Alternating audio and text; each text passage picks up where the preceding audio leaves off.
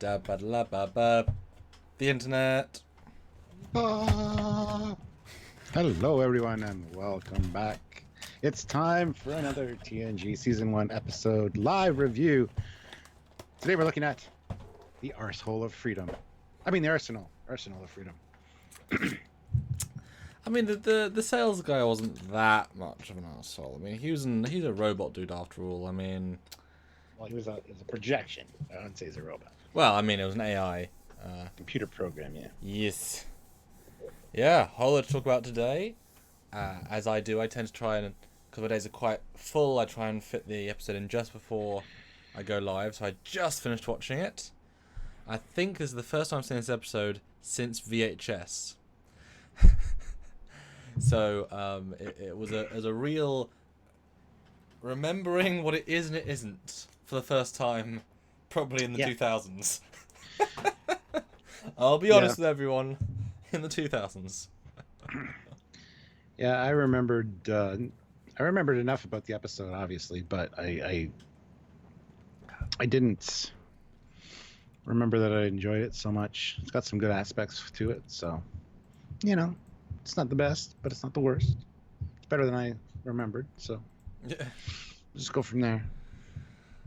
So welcome everyone. We had a great live stream yesterday about not Last Jedi, or maybe The Last Jedi, because there might not be another one because I might ruin the franchise. And tomorrow we're back to Star Wars. But yes, back to Trek. Hopefully you guys will turn up. Although since you're already here, a bit of a redundant comment, isn't it? It's like if you're here, hearing me say that, you're already here.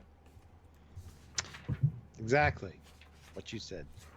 Someone's going straight into sharing because our preempt jokes went pretty quick. So I'll just go straight to sharing. Okay, you go share. And that is my cue to tell you guys all about super chatting and how important it is. If you want your voice heard, your question answered, your comment read, all that jazz, you want to be part of the community as a whole, you can, of course, use the regular chat. However, they do fly by kind of quick. We do have moderators to take care of that kind of thing. But super chats are great because they get highlighted. And not only are you supporting the channel, but like I said, you get us to read your question or comment on the air and address it directly. We do that with some of the other stuff in the regular chat as well, but it's kind of a hit and miss whether or not we'll see your comment and read it.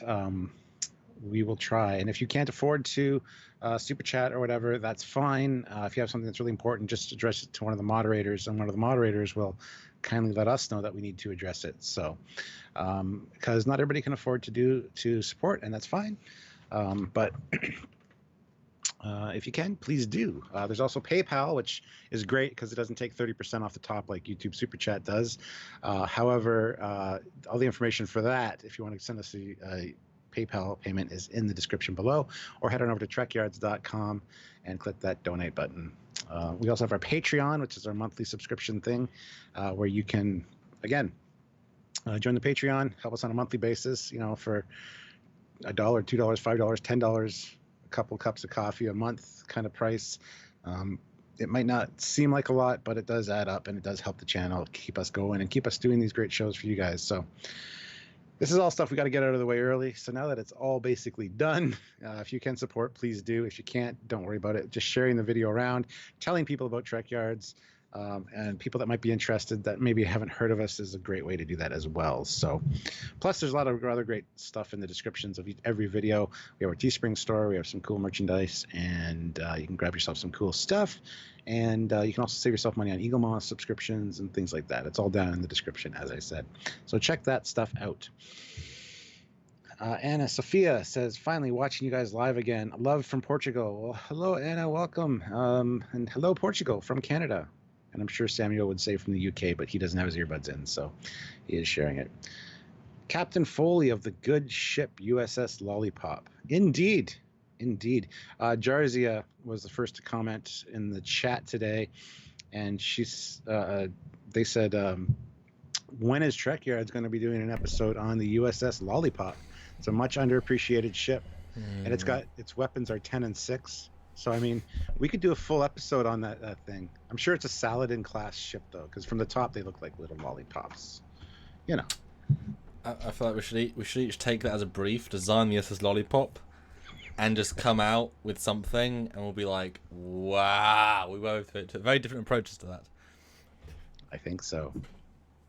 Hey, I mean, he said it, you know, and I mean, he could have picked out a real name out of his hat, you know, out of his ass, out of his hat, you know. You never know, you know. It was an odd choice for sure, but yeah. Well, having And some fun. Jeff says it's a good ship. It is a good ship. It's the most important ship in all of Federation history, and it's gone underappreciated, I'm sure. So, but so I take it we're all shared around the interwebs. That we are. So, yes, Stuart, what is your short but snappy, spoiler-filled review of this episode? This is the TNG equivalent of the Doomsday Machine, but on a smaller scale.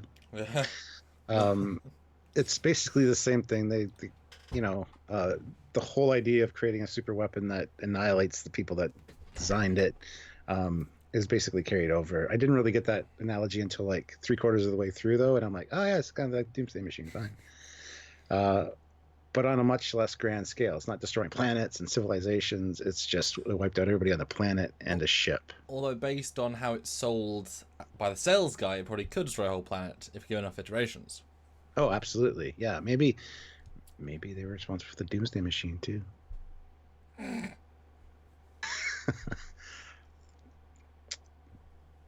Anyway, sorry. But yeah, a fairly good episode. Again, very TOS feeling. Definitely work as a TOS episode for sure. Very little A-B plot. There's just the main A plot. So, you know, well, again, it feels very TOS to me. I think it split up to an A, B, and a C plot, though. They just all happen to be inside the A plot. I would disagree. I think it is very split up. Just it's all around the same rough. Like, they all do different objectives. Well, it goes back to the TOS vibe, though. There's a lot of times where Kirk and Spock were on the planet, and Scotty was in charge of the Enterprise, and the Enterprise was under attack by Klingons and had to take off from the planet and go do its thing, but it's still focusing on the main... Yeah, I see what you're saying, but it had a very TOS feel to it for me. Well, I think compared to TOS, this was more balanced. Like, all three of the plots got about... Like, up from a certain point, they were about the same amount of time. Which was kind of strange how that actually got roughly. It was quite well. Normally, TOS, you have like, here's Kirk, and here's a bit of engineering. Oh, you know, it's that kind of like, and we're gonna check back in with the ship. Oh, the ship's doing fine. Great, back to the heroes. This is very much like split. Yeah, there's some good character development in this as well. Some good interactions between characters, and some other characters that I would have liked to see more of personally, but. But anyway, yeah, that's mine. I enjoyed it. I thought it was a fairly good first season episode. How does it compare to what you thought it was going to be based on your last viewing and or your sort of preconception based on old viewings? How did that compare? Like I said, a little bit better. I tend to watch these and then you watch all the other seasons afterwards because me and Sylvia watched them in order, and you just kind of forget about these ones, and then it's like. It's just brief little moments you remember of each episode. You don't remember all the intricacies of it. So this one stood up a little bit better when you actually get into the meat of it. So that's what I'm going to have to go with on that. I mean, it was a little bit better. And considering what follows this in TNG, this is not by any means like a standout episode. It's very much a vanilla episode, middle of the road. Wouldn't say it's low end. It's kind of maybe on the low side of halfway, you know, but it's not down at the bottom by any means. So that's kind of where I stand on it. Yeah. For me, it's annoying because I went into this one knowing I quite liked it as a kid. I think my expectations were just too high to be reached. I think this one suffers from a pretty poor script and poorly thought out ideas that lead to multiple elements just completely falling apart. And then when you stop caring about the inconsistency, when you stop caring about the internal consistency, the suspension of disbelief becomes less and less, and I just enjoyed it less and less as it went on. Certain bits more than others, for sure, but it sort of got worse for me.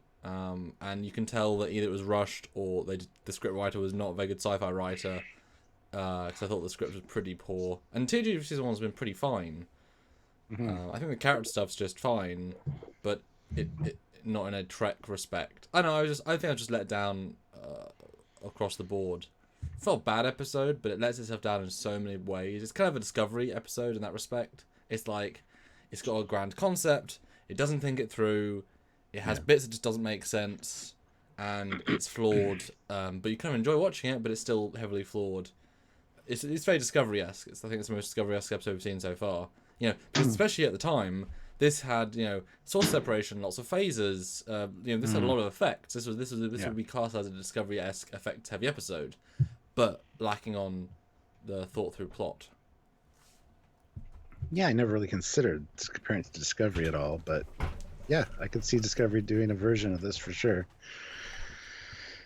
Anyway, we got 2 super chats. Oh, excellent.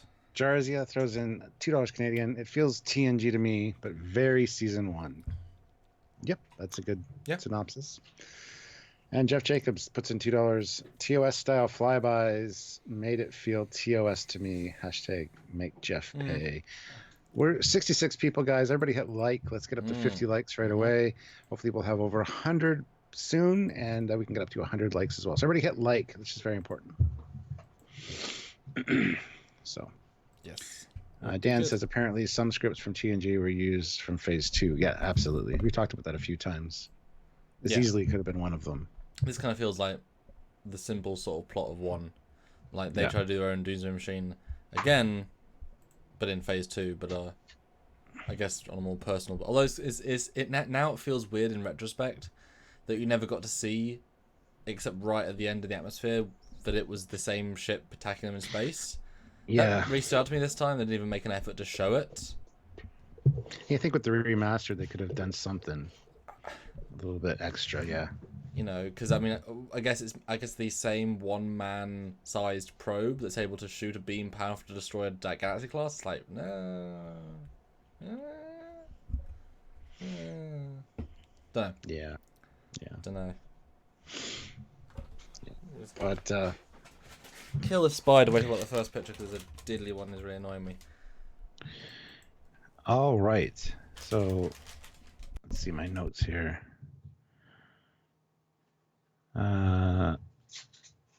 All right, so they start out, they're going to the Lorenes cluster to investigate this disappearance of the USS Drake, who themselves were investigating why all intelligent life on the planet Minos was had disappeared. So pretty simple setup, going to investigate the disappearance of a Starfleet vessel. Oh, it's a light cruiser. Yeah. Although, well, we'll get to that later, obviously. But yeah. Although, if they were sent to work out this planet, does that mean that the probe destroyed them like a week ago? Is that the implication? You never get a sense of time. Yeah, it seems like that. It seems like that though. Because they're not members of the Federation, but they are warp capable because you can first contact them because you've already made contact. They said there was their individual war that they sold stuff to. But they didn't say we ever bought stuff, which is an important distinction. We never bought weapons. So I'm guessing it's just like a neighboring race. But since they're meant to be like out exploring, is it like in the outer fringes and they just happen to say, oh, we haven't heard from them in 20 years, kind of like TOS. Oh, we haven't heard from them in 20 years, sort of vibe. Because it just seems kind of odd. It's like, yeah, there's no real sense of how much time has passed. Although when you see like the computer later, it's covered in a bunch of crap. So is that from an explosion? Is that from damage? Is that from just centuries of? Well, see, and that's the thing. You don't know how much time has passed, but they do say these guys rose to fame as arms merchants because they developed very sophisticated weaponry, and I forget the name of the war, but they sold the weaponry to both sides, which Picard kind of gives a little too. So yeah, we don't know how long it's been, and that's kind of a problem. I'm sure that the Drake hasn't been missing for that long, though. I would say a couple of weeks to a month at the most. Because they say in like a scene and a half that Riker was offered that at the start of season 1. So this is very much like it's just happened.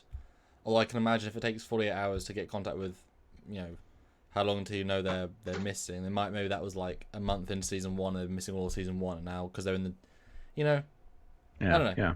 Yeah. It just seems a bit odd. Yeah. And we find out that Captain Rice and Riker were at the academy together. Mm-hmm. because Riker says whatever happened would have happened quickly.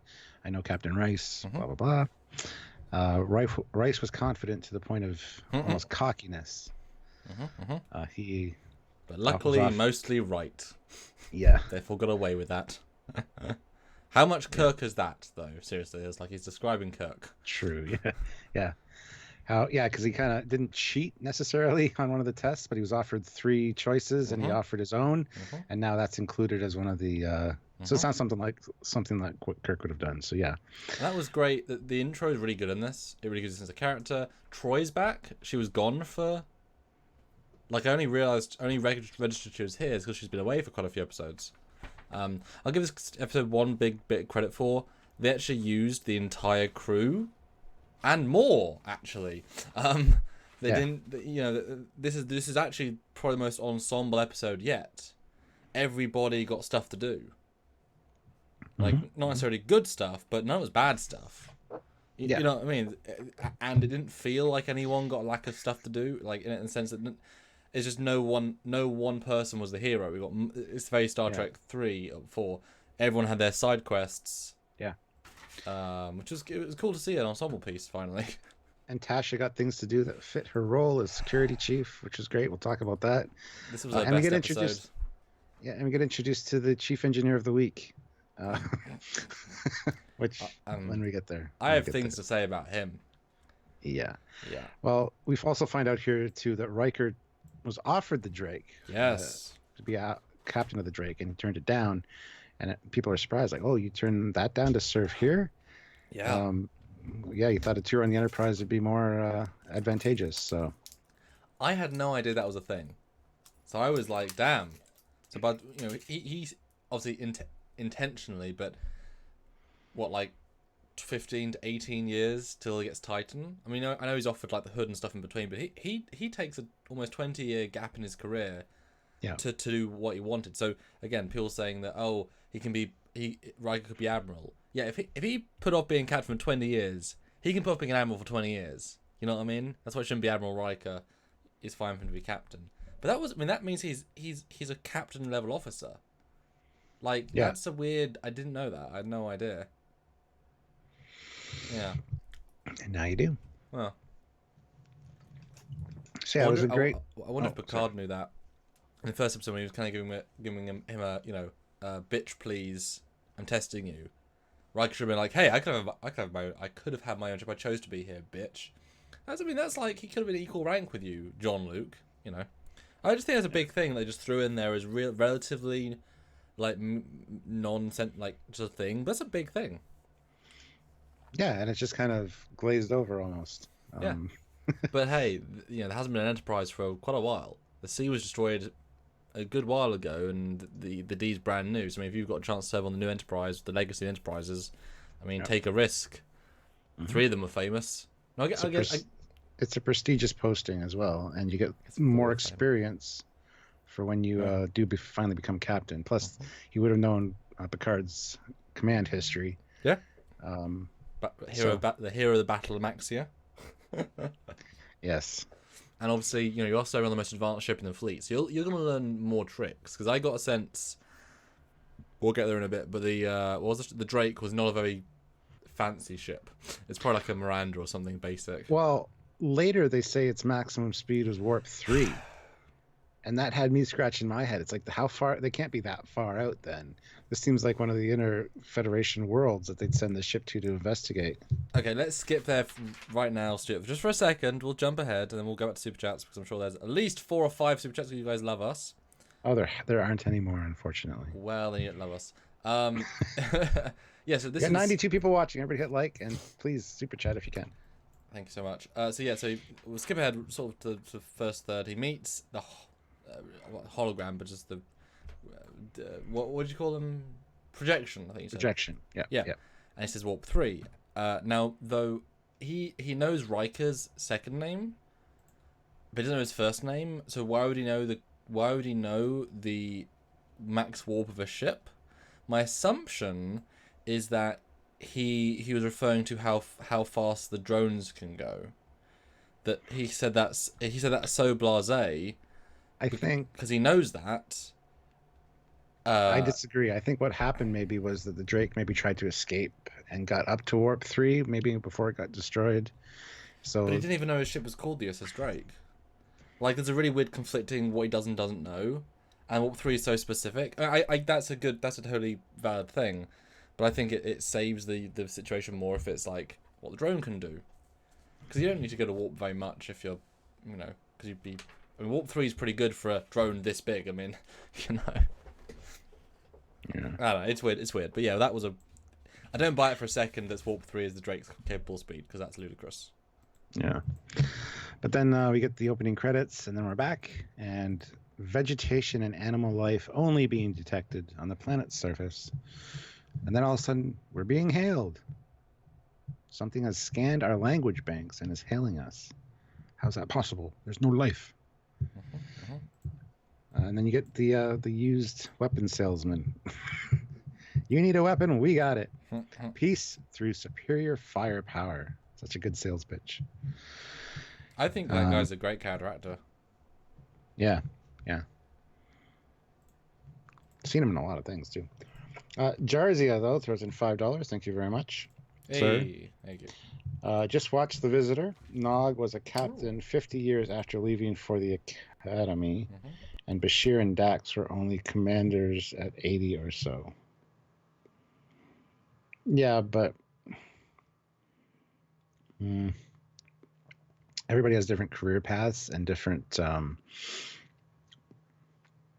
things that stand out in their career that would prompt a promotion, or maybe they don't want promotions because the promotions are one thing that you're not guaranteed a promotion. Well, plus, it wouldn't be impressive for Nog if he was next to Admiral Dax and Admiral whatever, and it's like, well, why are they saving the shit? You know I mean, the scene makes less sense if you've got 3 admirals on board and Captain Nog. It's like, I mean, they could have a whole fleet there, but I mean, an admiral isn't the end of the road. You know, some people just want to do the job. Some people want to do whatever.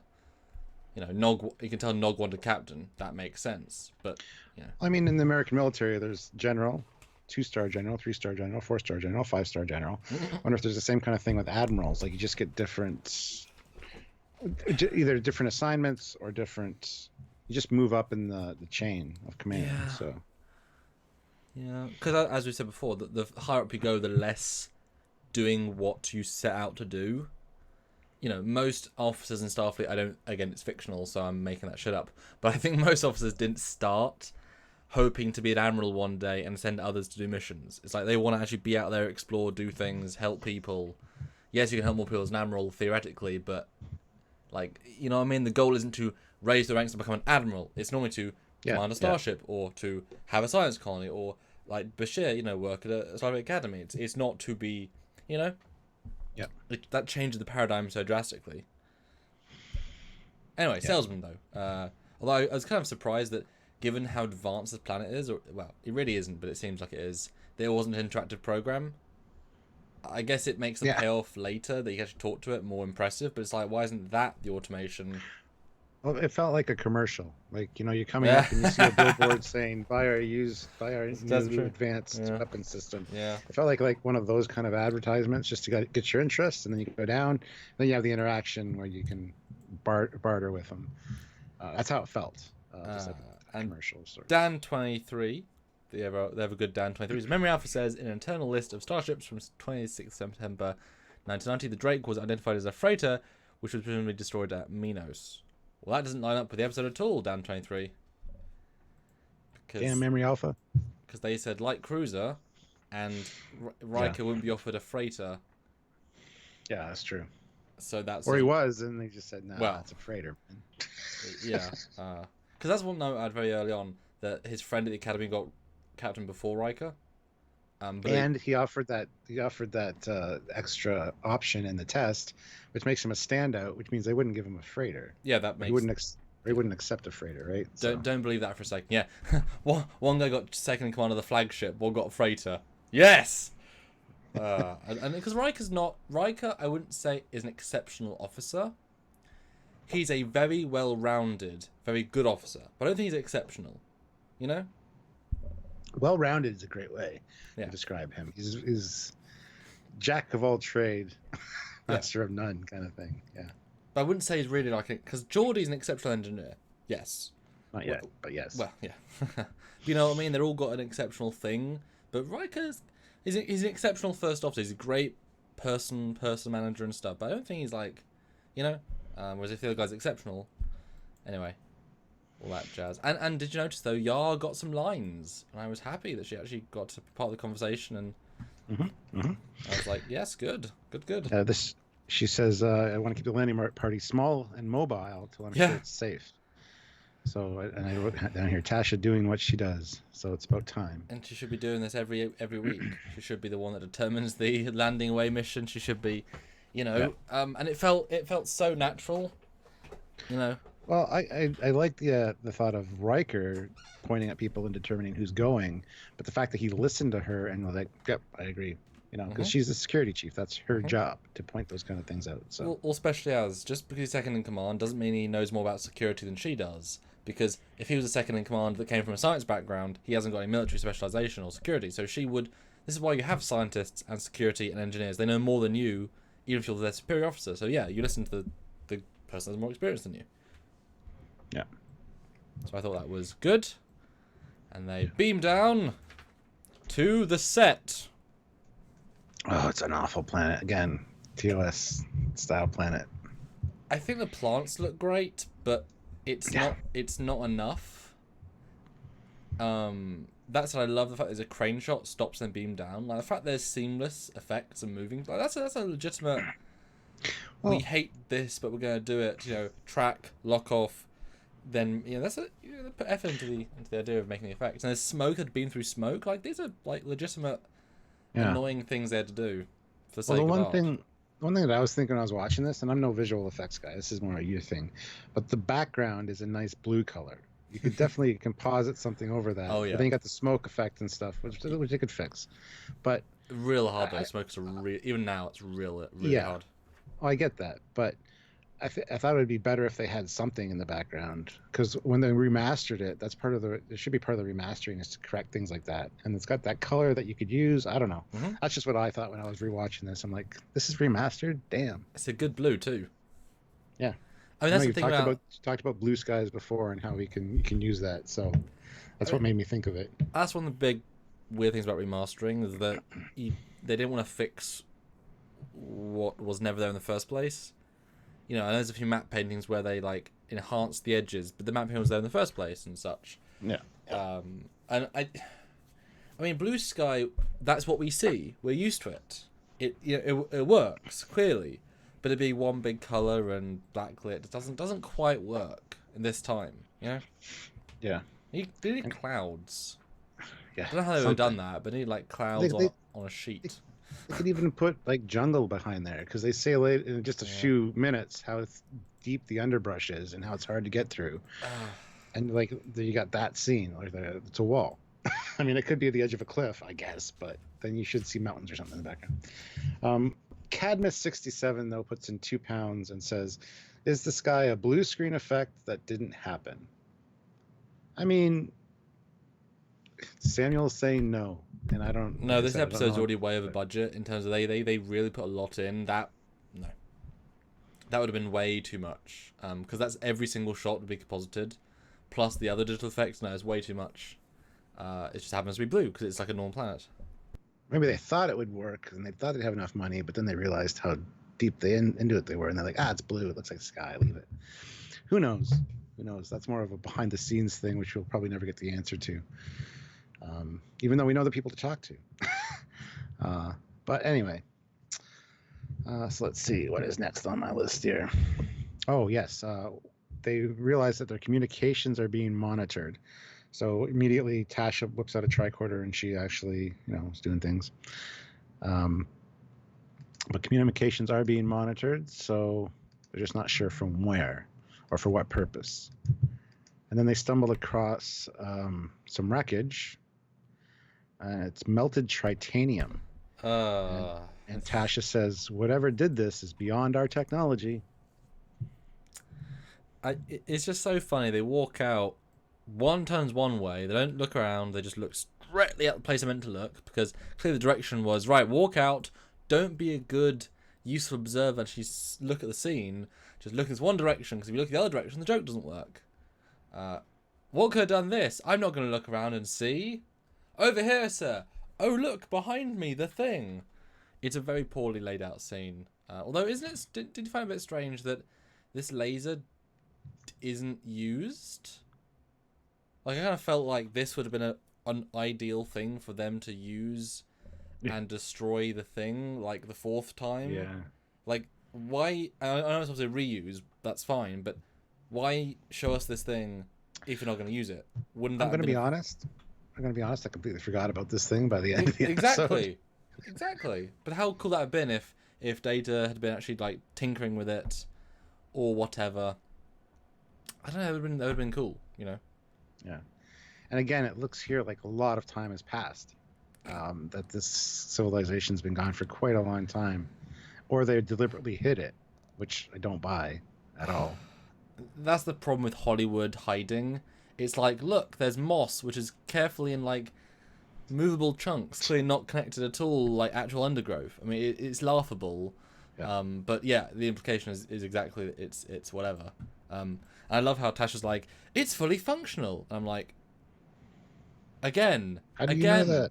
Without scanning via purely observation of a thing, you don't know how it works, what it is, where the power source is, how it is.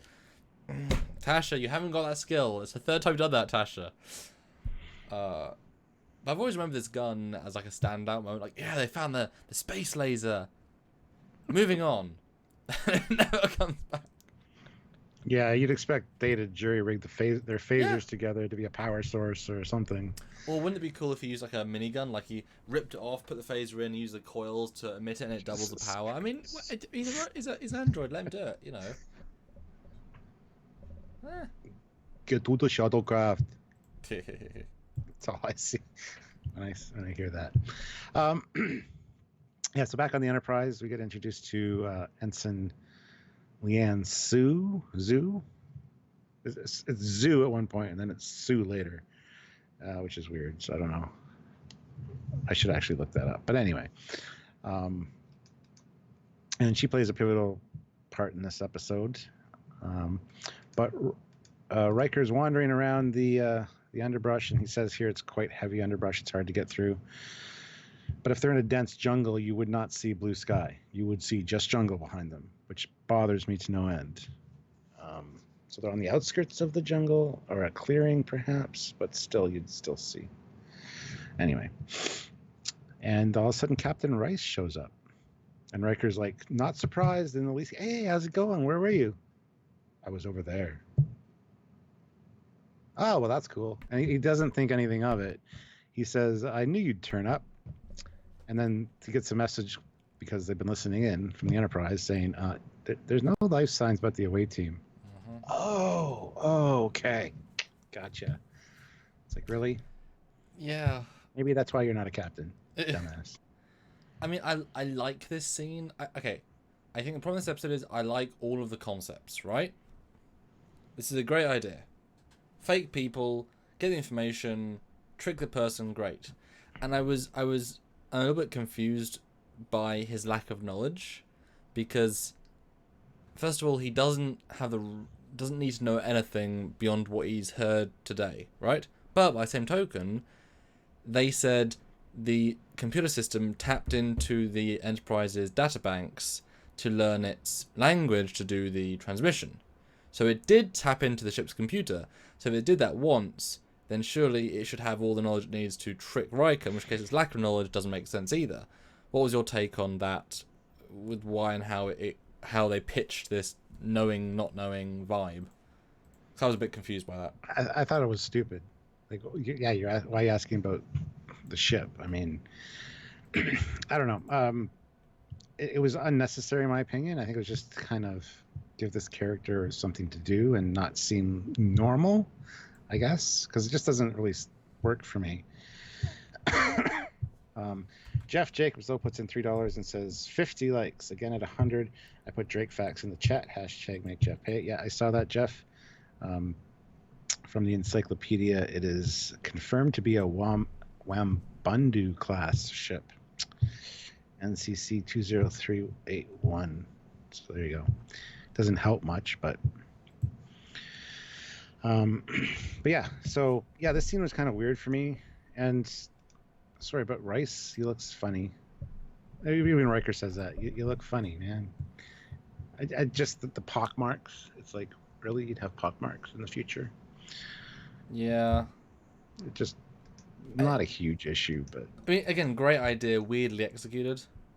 You know, it's like it's not believable even for a second, because the captain would be like, "Oh, what happened to your crew? What happened to your ship?" There's always questions and answers and friends, and I know it's meant to be weird, but it could have been played more dynamically. You know, especially if this is meant to be the ultra advanced. Like, the whole point of this planet is this planet's weapons ability was so good it killed the planet, and it's unbeatable. But the computer's that dumb; it has to be this dumb.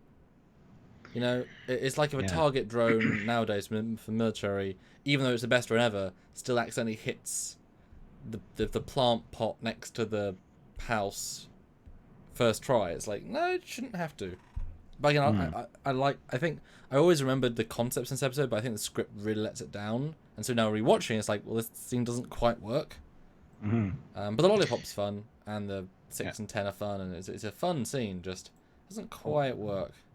Yeah, we're getting there. Just 1 second. Before we do that, though, people have been making a point of the chat that this is the episode they used for the Riker footage from All Good Things. So good to know. I mentioned that last live, saying this was the future one without happen. Yes. And Super Coops puts in £5. Thank you very much. Thank you. Maybe Tasha was just excited because she finally has something to do. She is all like, look how good I am. Please give me a job. Just a thought. And later she makes a weird suggestion as well. But this scene is great with tell me about your ship, Riker. My ship's the USS Lollipop. It's just commissioned. It's a good ship. What's its size? Its complement? What are the armaments? And then this is where I wrote down Drake's top speed is warp 3, question mark. Yeah. But then Riker's like, oh, 10, 6. It's like, what? You're not making any sense. But yeah, great scene. And the lollipop thing was worth it. It really was. Yes. But they work out there's no life signs. It's revealed to be... Although it's weird that it I love your screen caps here. So it unfades him, and then the thing itself decloaks. Yeah. But why did it decloak? Just meant to, I know this is meant to be the reconnaissance version. Or to to encase him in stasis, I guess. Maybe it has to be decloaked. Yeah, I'll buy that. It does the stasis, and then this one... okay, this one doesn't actually fire. Because part of what they were saying is that they make different versions. They have iterative versions. This is just the recon version, so no guns, I guess. I guess? But yeah, so in cases... I was about to say Captain Foley there, but not. Commander Riker, in a rather good force field effect, actually. An energy field, yeah. And they're not sure if he's alive. And did you notice how no one was like worried about that? No one seemed to have no one raised their voice or got more like, we need to talk about this, go, go, go. It was like, is he alive? He might, I do not know life signs or not. It's like, what? Wasn't really, you know what I mean? Yeah, exactly. It's like they knew from the script he wasn't dead. But then we go to a commercial, and that's why. Because as soon as they come back from the commercial, it's like, oh, Riker's he's in stasis. He's basically in storage. It's like, all right, cool. It was just one of those cliffhanger commercial things. Okay. And that's the problem. That's the problem with creating things for a certain time where that format isn't valid anymore. Because, like I say, if it's paced around advert breaks and you remove the adverts, yeah, then happens a lot though. Happens a lot though. Whereas, obviously, it ruins it in the same way, but only on commercial TV, where you add America adds like 7 breaks for half an hour program, so therefore it's like every 2 scenes is a break. Yes, the breaks are only a minute and a half, but it completely destroys any pace you feel. Especially when, like we had in Las Vegas, it's the same 3 adverts for half the ad breaks, and you're like, oh my god, I just saw this. Why am I still the 6th time watching the Don't Be Bald commercial? Why am I still watching it for new information? I've seen it 3 times, Stuart. Magical hair cure. That was like a tool. That was like a... What was there? It was a I don't know. I don't know. I tune commercials out pretty much. So I don't remember exactly. But Yeah, but I didn't get to see American. Anyway, whatever. So yeah. well, and this is where Picard's like, "That's it, I'm beaming down," Yeah. and Troy's like, "Riker's not here." I strongly object to this. I take great exception to this, she says. It's like, Okay. okay, thank you for doing your job in lieu of Riker being here. Good job. Geordi, you're in command. Your primary concern is the safety of the ship. Aye, sir. So there you go. Geordi gets put in command. It occurred to me, are Geordi and Worf the same rank then? I believe so, yes. I believe so too. Because wouldn't it make more sense to... I guess Worf's just a tactical officer. He's not like a specialist officer yet. And we'll get into this problem later on. But Geordi seems an odd choice. Like, he's a good choice, but he's also an odd choice. There are many higher ranked people than Geordi in the ship. Like, many. Yeah, there's like 1,000 people on the ship. Yeah, I make that point all the time. It's like, damn. I mean, just being... It's like you leaving Ensign Kim in charge of the bridge just because he's bridge crew. It's like... this was his first command. This was his first mission. You leave any rank above him. How many ranks are above him, Stuart? All of them. All of them, yeah. It's like... Except for enlisted, which isn't a rank, I guess. Yeah. Or Marquis, who are the scum on that ship. Yes, scum and villainy. But yeah, and I will say LeVar, great performance in this episode. Like he every time he rises to the challenge, like he takes whatever he's given and gives it is all. Every single time, except he can't see. He actually has to mime, like to block out where he walks. Like he puts he is there, 100%. You know. It's funny you mentioned he can't see. I make a point of that later. It'll be when I get there. I'll talk about that. Yeah. So he meets up with Beverly in the transporter room because we got to find out if Riker's okay. So yeah, it makes sense. Captain and Doctor going down. And they beam down. And yeah, we got to find a way to get him out of there. And it's funny because he'll have to adjust the frequency, so he's doing the thing on his dustbuster there. And then later, in a minute, there's another scene before that, but the probe comes back and sets it to kill, and they both fire and destroy the probe, right? And I'm thinking the whole time, God damn, I hope he remembers to set that back to the frequency thing before he tries doing that again. Oh, damn. Dr. Crusher! Yes, Data? I killed him! What? Yeah. Oops. And he also had to stay still for quite... I actually forgot that the entire time, but he actually had to stay still the entire time. He does a good job. Yeah. I completely forgot about that because you don't think about it. Now it'd be an effect, wouldn't it? You just freeze frame the guy, it wouldn't be a thing, but... That's because he's a creeper. He's used to just standing there and watching people.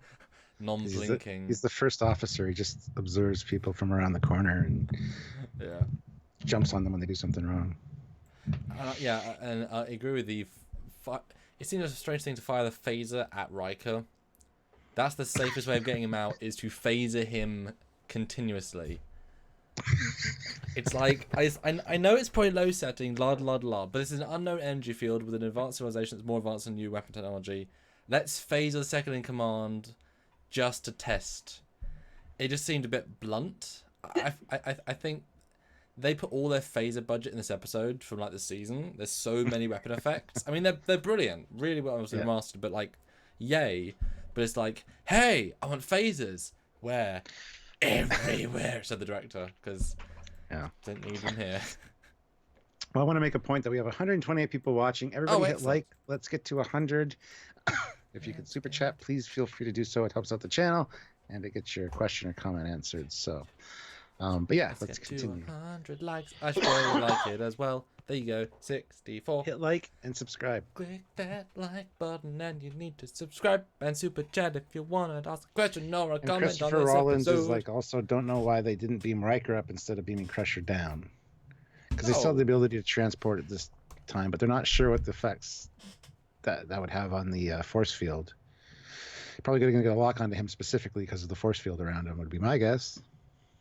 Yeah. No. Yeah. Oh yeah. I assume they knew that was already a thing you couldn't do. And Jarza points out it's not always about rank. Troy and Crusher are ranked later in the series, but are below him in the chain of command, arguably Worf and the Forge too.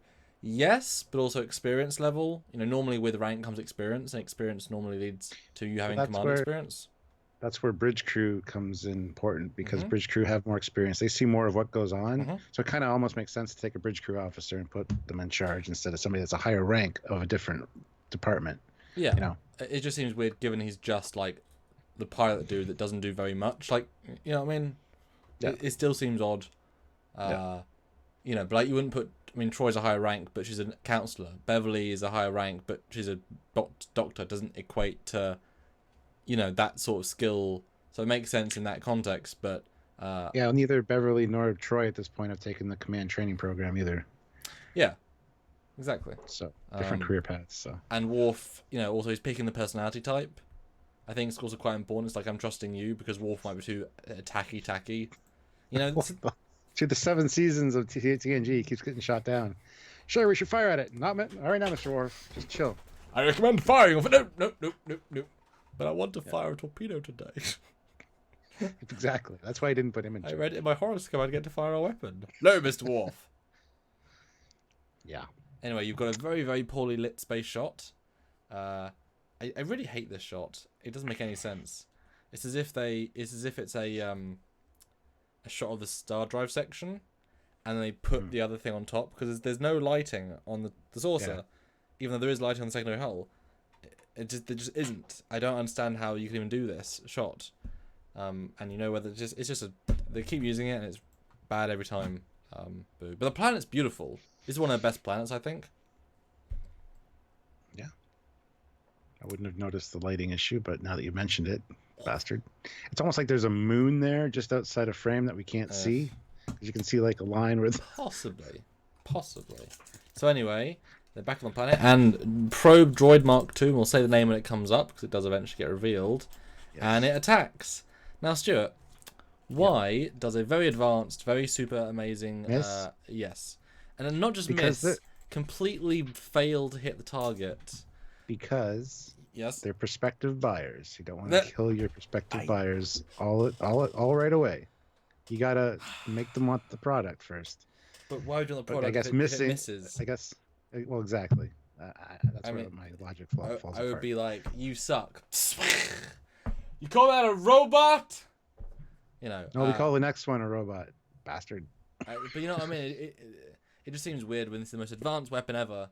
It misses every... I mean, look, several times they stand still. A standing target that you got surprise on. There's literally, apart from your great reason, but it's just so stupid, and it feels so like when you set stakes and then ruin them, it breaks the immersion horribly. Yeah, and I love how everybody else like ducks and runs, and Data's still standing there like phasing him. Yeah. Well, I mean, he dodges lasers last week, so he can just like whoop, whoop. Yeah, so I buy it. He's not as concerned. Anyway, this thing goes after them, and this one is new. It's anticipating their moves, so it's more advanced than the last one. And got to give a massive cred for the fact that it does go behind and in front of all of the... Like, it's not just superimposed on top of things. Like, it's legitimately layered in brilliantly, which is not... Like, I'm not even sure how they did that today. I'm sure it's somewhat miniature on set, I guess? Yeah, because they had a miniature made of, like, plastic. Like, eggs and shampoo bottles and stuff that they painted. Because it's rotoscope. Because it can't be rotoscope, really. It's just too much. But it's legit, really well done. And even the phaser blast, like there's a good action scene when they're firing, again through trees. There's a lot of, I know again remastered, but a lot of work to make it. I mean, even though the logic is dumb, it's seamless in its construction. So give them total credit for that. Yep. And then oopsies, we fall down a hole. And what did you think of this fall moment? I'm just like, how are they not dead? 11.7 meters it is this fall. Onto rock. Yeah. Yeah, he must, or moss or sand. Well, I guess it's metal as it's a material. It's a building in it, but I guess Picard, because he fell in after, he used her as a cushion because he didn't get hurt. Um, Sorry, Beverly. Eugene, That side injury is actually my arm that went into you when we fell. Sorry, Beverly. yeah, yeah, your leg broke because of the fall, but your arm is messed up because that's what I used to break my fall. Eugene puts in 500 rubles. Well, he wears the red shirt. He knows the risk. It's maroon, and it doesn't apply in TNG. Eugene. And he also puts in another 500 rubles, so thank you very much, Eugene. Well, this design didn't age well from some angles. It's a hairdryer. From other angles, it's a naval barbell. Yeah, it's exactly. Oh, God, now that's all I'll see. Thanks. It's a navel piercing. Awesome. That would make a good little Star Trek themed navel piercing. Should sell those. Yeah. See, I've always not minded this design. I think it's a fun simplicity. You know, it's functional. It clearly works. It's got its own little unique aesthetic. I would love to see the behind the scene, like the zoom out on this shot where they fall, because I quite like it as a fall. It's silly, but it's like they're legit falling.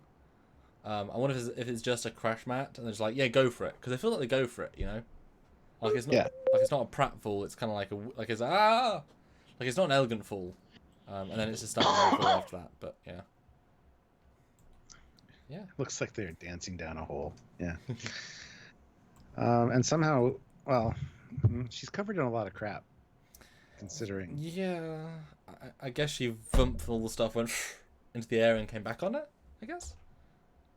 Or the art department just put stuff on her. Maybe there was a table there that was covered in crap, but she hit the table and it flipped the lid of the table and it all went on her. Yeah, I have a slight problem with this entire concept of her being hurt, because I understand you've got the limitations of the era, but we don't see blood except on her face, and we don't get a sense of the wounds really. And I didn't buy for 1 second she was that badly hurt.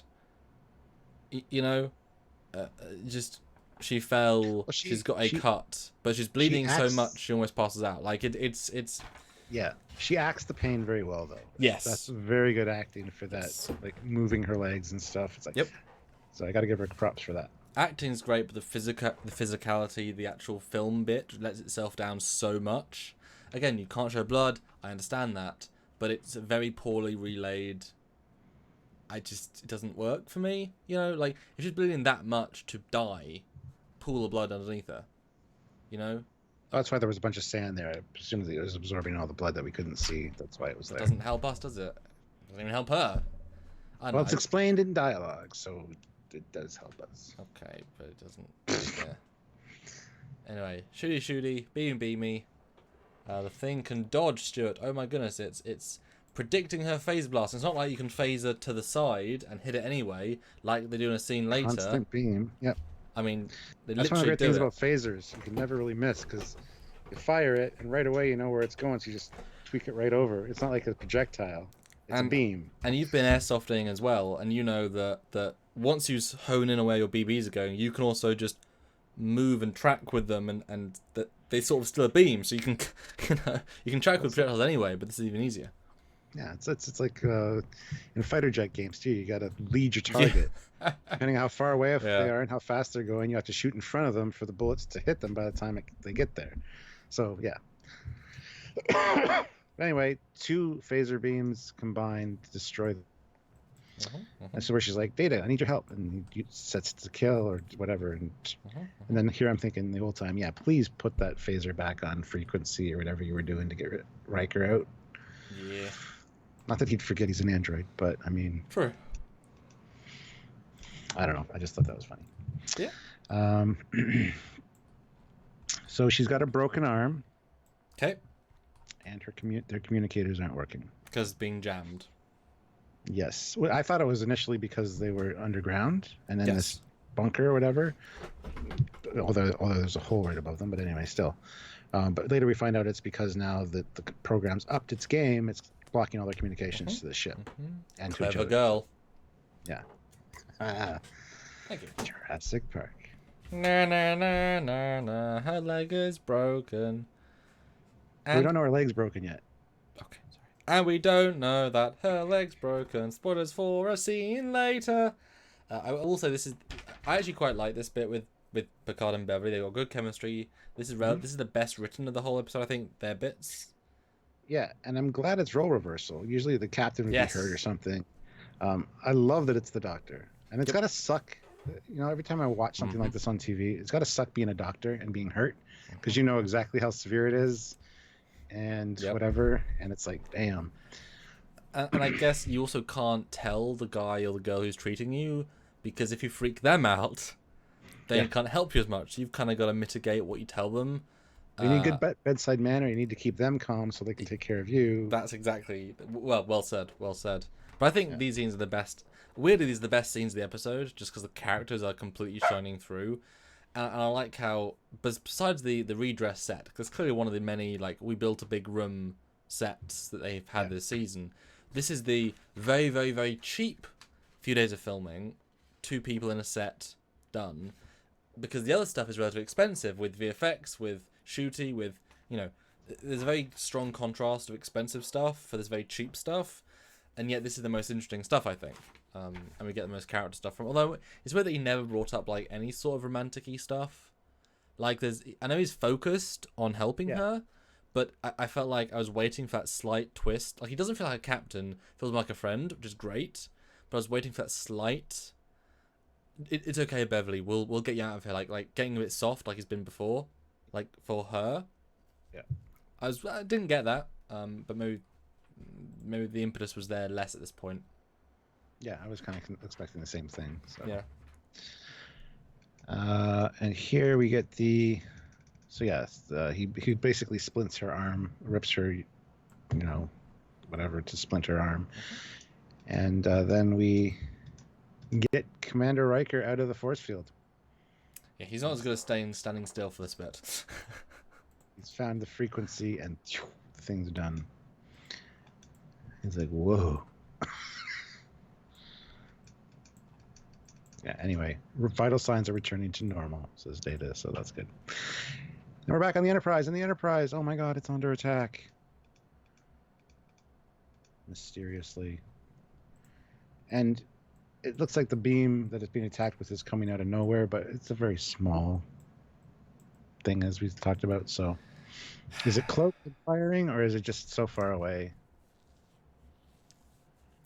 See, I have no problem with this thing being so advanced it can do a beam that's powerful enough to take out a galaxy.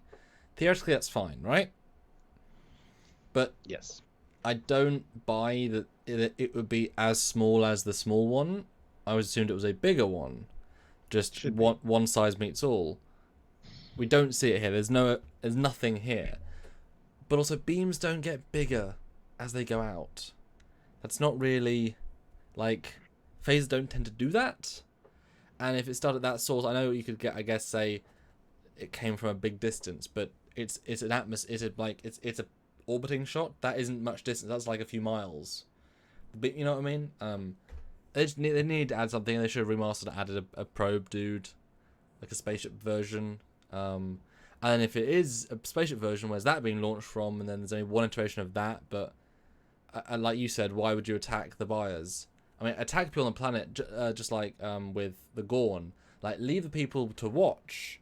Like, disable them using some sort of jamming tech. Don't use a beamy destroy thing. Given how I said in my notes, it goes from 0 to 100 with this thing to the point of almost destroying the ship instantly. And it's like, oh, this thing is more powerful than a Borg cube. Even that takes a few hits. I mean, this thing is the most powerful weapon we've seen so far. Single phase weapon. And it's just, what? I know I threw a lot of information at you there, Stuart, but what was your vibe based on stuff and Bobs and what I said? Well, I don't have... I'm trying to log on to one specific thing you talked about. Beam being too small. Is it a spaceship version? Is it bigger? Did it launch? Should they have attacked them as buyers? I have a How's feeling it so it powerful? launched from a separate area. Not necessarily the exact same location. So it could be a larger hangar somewhere if it's a larger ship, which it's not, because we see later. Well, the fact that it doesn't turn off when they turn off the other one would imply to me maybe this is a planetary defense grid. Maybe there's two systems, they just don't go into it. The first one is planetary defense, which is the you shouldn't be in our system, and obviously no one was alive to turn it off, would make sense, Yeah. and therefore it's actually genuinely a I kill you weapon by a planet of killing people. I kill you. Whereas the other one's actually a test version. That's why it always misses. That's why, because this one's much more deadly. Yeah. It's not a learning one. It's instantly the most powerful thing you've ever seen. I like the fact the planetary defense idea because later when they agreed to buy it, spoilers, and the other one kind of disintegrates or whatever. Beams away. I think beams back to the hangar. But yeah. Yeah. This one doesn't, and it's like they're not linked. And yeah, attacking the buyers is a stupid idea. But again, it killed everybody on the planet for the same reason, because that's what it's programmed to do each time, is survive and get better. So well, that's the thing. You would think too, when they arrived here, they'd be so technologically advanced, this system, that one shot the Enterprise would be destroyed in orbit. Boom, done, everybody dead. Because it had to deal with all the things that the people on the planet tried to do to survive, firing weapons at it, probably a whole bunch of stuff, and it had to adapt each time. Does it just automatically reset after a certain amount of time to like? I guess if it's trying to sell you the product, perhaps as a demo mode, yes, I'd buy that. But and again, we're super extrapolating, but I think we're making progress here in this very small part of the plot, really, for a not great episode, whatever. But I think you're right in most of that, except this isn't the demo mode. This is. I think this planet got destroyed further ago than, basically as far as it goes, as the dust would imply, not as the other ship would imply. And that yes, it fought the war against its own people, and this is the result of that war, a ship which is now capable of being incredibly effective. But if time has passed, yes, they might be more effective than they might be more advanced than the Federation, but this is a brand new ship. It's the sort of thing where we've now advanced enough that we can cope with weapons that 50 years ago would have defeated us. And so this ship is a holdover from, it's like the Vaudois. If the Vaudois still could be good, it's like we used to be the best thing ever, then you upgraded anyway. And so yeah, this is the ship that defeated the people, and it's just been waiting deactivated until someone else comes around. That would explain why it's so powerful, because this one is the one that kept iterating in the space combat. That's why it's so good. That's why it can anticipate maneuvers. That's why even when they try and anticipate later on with the weapons, completely misses, and only with a planet maneuver does it win. See, that helps me a lot, Stuart, with the episode, actually. Good. Yeah. Shouldn't need that much explanation, though. Does that mean you made a bad episode? But anyway. No, I see what you mean. But yeah, the Enterprise is under attack, blah, blah, blah, a lot of talky. I guess they destroy that one. No, they don't. It stops. Yeah, I didn't think so either. Because I didn't write notes for that, but it's like it stops, obviously, at some point. Every time it just stops until plot. There's literally no reason. It's really poorly executed. Really poorly executed. Yeah. And then we get introduced to, as I said, the Chief Engineer of the Week, Chief Engineer Logan. Just half expected to see him have claws come out. Oh, yeah. Okay. Listen, bub, I'm taking command of this ship.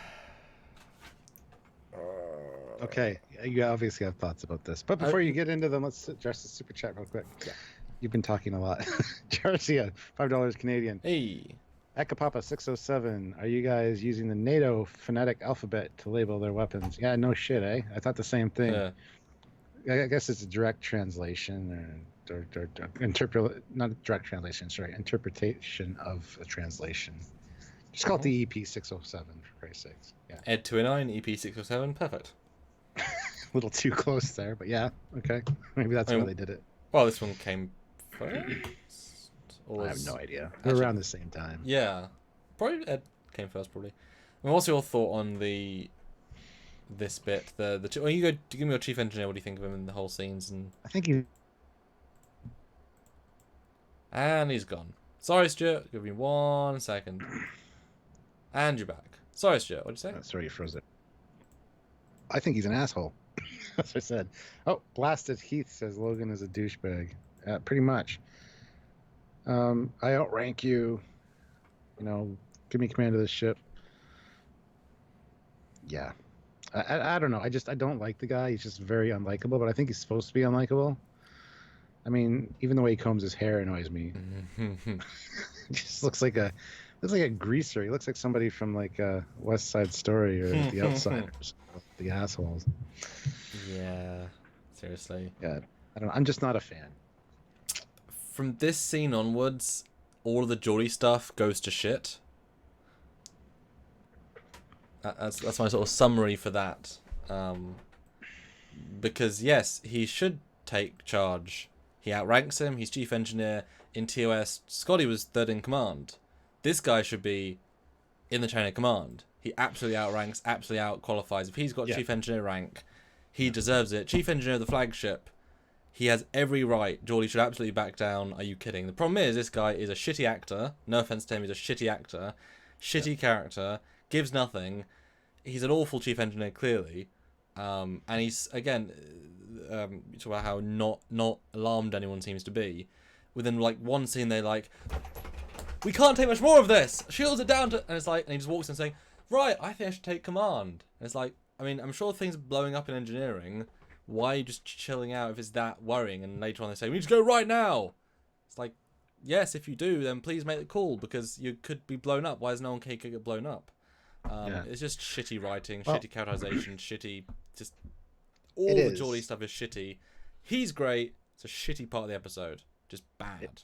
It is. And one thing I thought about this scene is Geordie doesn't have enough command experience yet, obviously. But one thing you should be doing in this situation is saying, I need to speak with you in the ready room. Because you don't do this in front of the whole bridge crew. When they know you don't have a lot of experience, the last thing you need to appear like you're being undermanned or undermined, sorry. And that's exactly what happens here. He kind of shakes his confidence a bit. Well, not just that, but chief engineer who outranks him should ask to go to the briefing room. Like the higher rank should be like, sorry, low. And also, why isn't Geordie saying sir? At no point does he say sir in his orders to this guy. Just because you're in temporary command, he still outranks you. You don't have a temporary acting captain non-rank. I mean, he probably does, but I would still be polite and call him sir.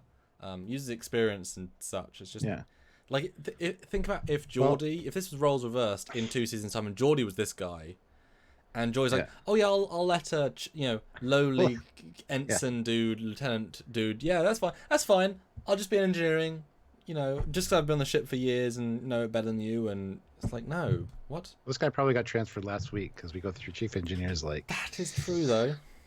Like dirty diapers.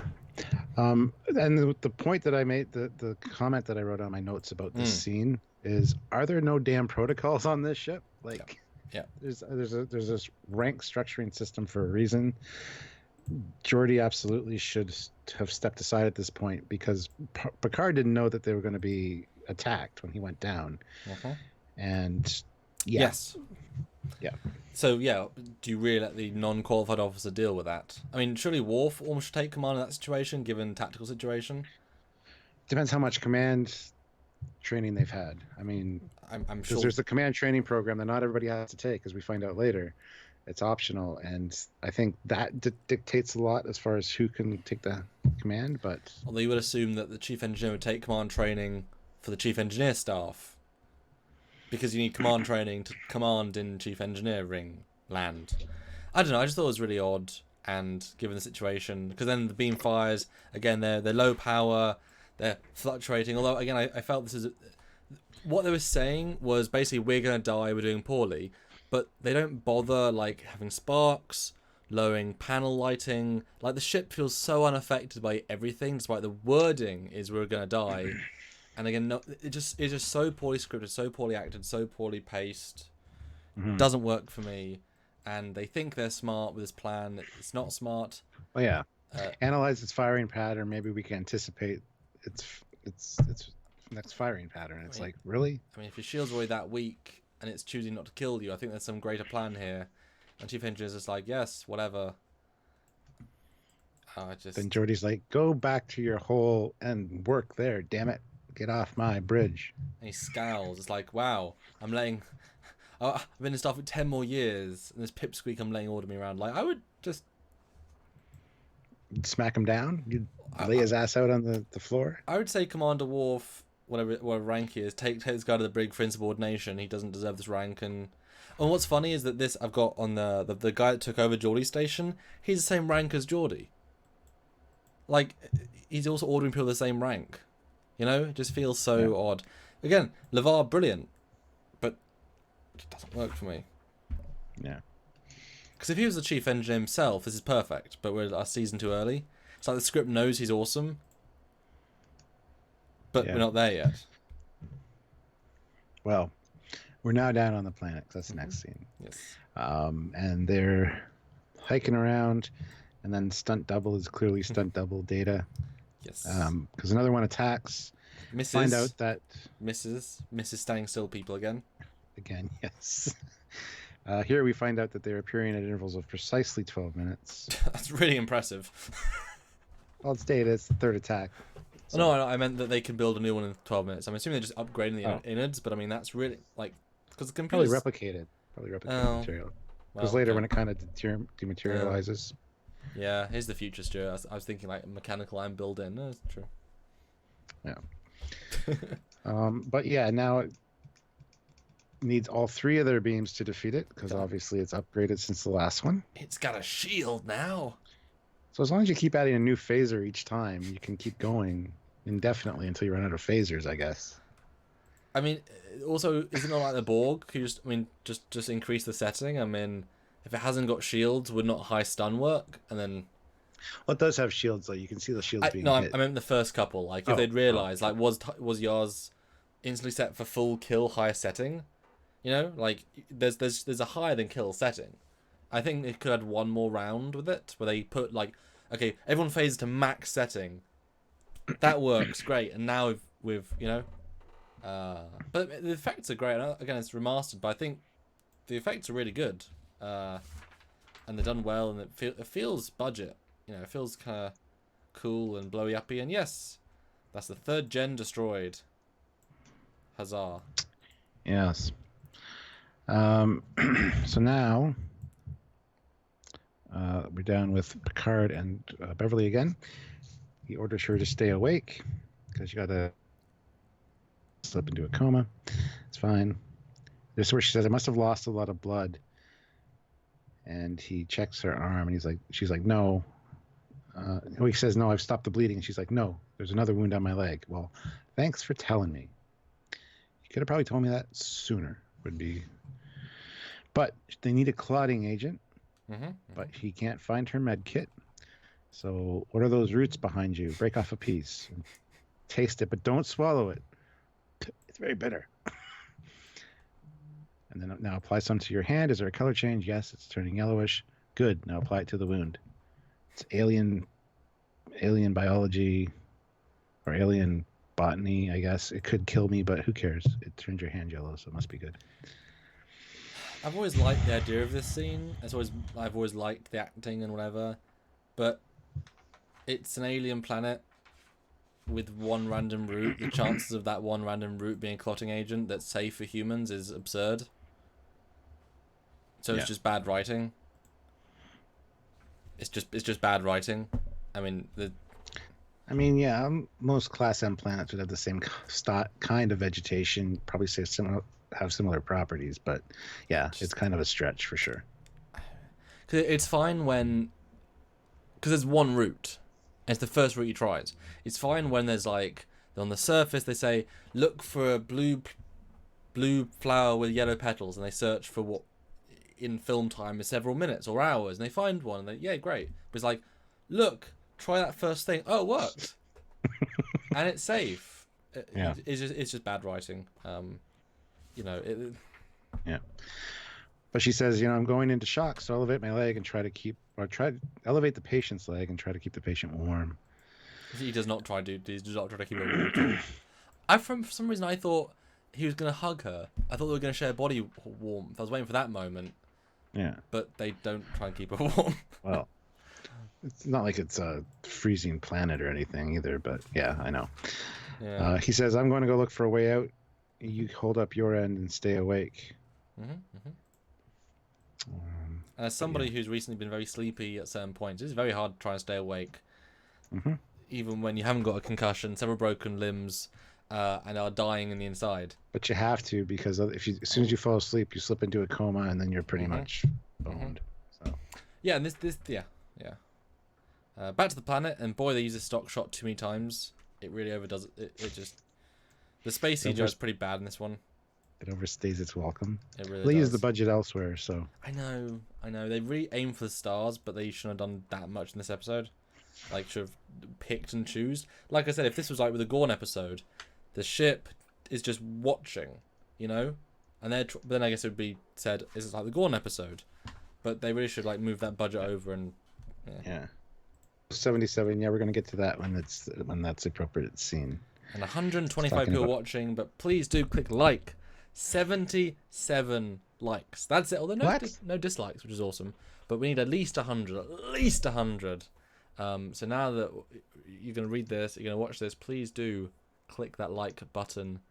Yes, by all means. Please do super chat, because we sort of rely on those very much to support the channel. So please do ask questions, have comments, and you force us to talk about what you want us to talk about, because that's kind of the fun.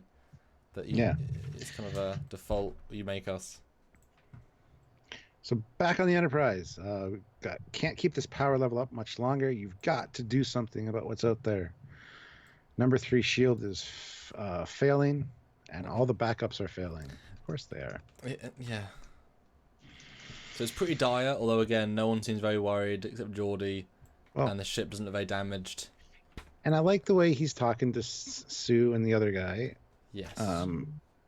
He's doing his friendly guy thing, and then later, Deanna Troi goes in and talks to him. And he's like, "Oh, so I should like show faith in them, like Picard showed in me. I've been doing that all along, you dumb shit." Because he's he's doing a great job here. And it's not as if we see the engineer again for him to change how he deals with the engineer. Be all like, "I'm sorry, engineer man. I know you're important." Like, we don't even get that resolution. We'll get to that scene in a minute. Yeah, he's doing great. Like I say, Geordie's 10 out of 10. It's just the writing of the actual scenes. The construction is not good. He's great. Yeah. Jill 47 is here. She throws in $2. Thank you very much, Jill. Driving in a tropic storm equals less boring with Trekyards. Oh my goodness. Well, if you're in a tropic storm, be careful. Wow. Well, hello, America. This is Radio Trekyards, supporting you in your times of tropical storm. The weather is dangerous and full of rain. Back to you, Stuart, for the news. In other news, Mr. Logan, please report to the bridge. For immediate deranking, because you're shit. Yes. So they warp out, I think. No. Well, hold on. Before that, they fire at it. It's the warp out scene. That's why I got confused. Yeah, well, they fire at the thing. The photons do their photon spread, whatever. And then it's Mr. Logan to the bridge, and it seems like Geordi's giving up here. The next scene is him and Worf standing at the back, and deflectors are breaking down. We have less than 1 minute of reserve. Well, first of all, call out though, that is the first time we've seen it fire phasers and torpedoes. Enterprise D. In season 1, is it really? It is, I guess. Yeah. Well, it fires an energy beam in Encounter at Farpoint. Yeah, but originally from the captain job, but they fixed it for the master. But like I said, they do the weapons. They've obviously got a weapon hard on this week. The director, and he said we're going to put weapons everywhere, and it looks great. I mean, there's a lot of beams, and they're all good. And it's surprised it didn't work. I was expecting the thing to get blown up and the next one to come out, but the fact that it doesn't work was quite subverting my expectations correctly. But yeah, here's where he says we're getting out of here, warp 5. And Logan's like, "You're leaving them on the planet? Hold this course and speed for 28 seconds and then come to a full stop." And he says, "Mr. Logan, I have a responsibility to the people on this ship. You're going to take command of the saucer section because we're separating." And Logan's like, "Oh." The lower rank is the more interesting section. Yeah, and proceed immediately to Starbase 103. Yeah. Your thoughts on the sequence before I go into another tirade? Well, before you go into the tirade, I want to finish with the next line where he says, "You can't fight what you can't see." That's what Logan says to Geordi. You can't fight what you can't see. And I'm like, honestly, you're saying this to a blind man. Because the way they framed it and the way they held on Geordi for a second and the look on his face was like, it was just too appropriate. I had to write it down. So my exact thing was, you can't fight what you can't see, he says to the blind man. He's trying to be a dick. That's funny. Anyway, so yeah, this scene, I love the way that Geordi he seemed to hesitate a little bit when Logan first came in and started pushing his weight around. But now, because of chain of command, whatever, He's got a plan. He's got the confidence of knowing what he wants to do. Yeah. I mean, there's a difference between rank and chain of command, and there's the whole military thing. I wasn't in the military, so I don't know it all. It doesn't seem sensible given the situations. Exactly, yeah. But so the way that he kind of hands off the saucer section, I mean, saving all the civilians is a great idea. Just take the battle section and that's fine. Although they don't clarify move all civilians to the saucer section. I guess it's implied, but... Well, they're all there anyway, essentially, because the secondary hulls more for... Yeah. I suppose, yeah. But yeah, that would be part of the sequence, the separation sequence. You'd hear the alerts, everybody get to your designated saucer separation. It's really nice to hear, to kind of like him, show concern for civilians. Yeah, but the way he kind of slaps Logan down by saying, "You're taking command of the saucer section," I thought it was good, and the character Logan deserved it for sure. He was kind of a dick, so yes. So there you go. I'm done. That's my about this section. So, yeah, this is not a good scene. Saying we've got 1 minute of whatever is dumb. Yeah. Just the way they say it is dumb. Because as seen earlier, they say we're basically dying soon, and he's walked onto the bridge, so chill, the chief engineer, unconcerned again. Like, I mean, isn't it more important place for you to be in engineering, fixing stuff? No, just walk on the bridge, like, hello. Oh, got 1 minute left until we blow up. Hello, how you doing? Just, it's not played well. And then the fact that he calls out Geordi for leaving them, even though it's clearly implied that, like, don't care about the people on the planet. It's like, yes. But you taking charge would presumably either save them or leave them. Like, you were doing... Like, it's implied he was going to do the same sort of stuff. It just seems odd that he would call them out for clearly not... They matter too. It's like, of course they do. What are you on about? That just seemed weird to me. Good they still have warp drive. If the ship's that badly damaged, says warp drive. Useful. And... Just... To say to the guy... And you'll obviously... You notice this the most, Stuart. But to say, Go rendezvous at Starbase 405. It'll take you 6.5 months. But we'll leave you here and hope we don't get blown up. It's like, you understand that it will take them potentially years to go there. No, it won't be years. Not in Federation space. I think they're close to the Starbase. That's the point. But yeah, oh come on, 35 seconds. It'll be weeks at the most.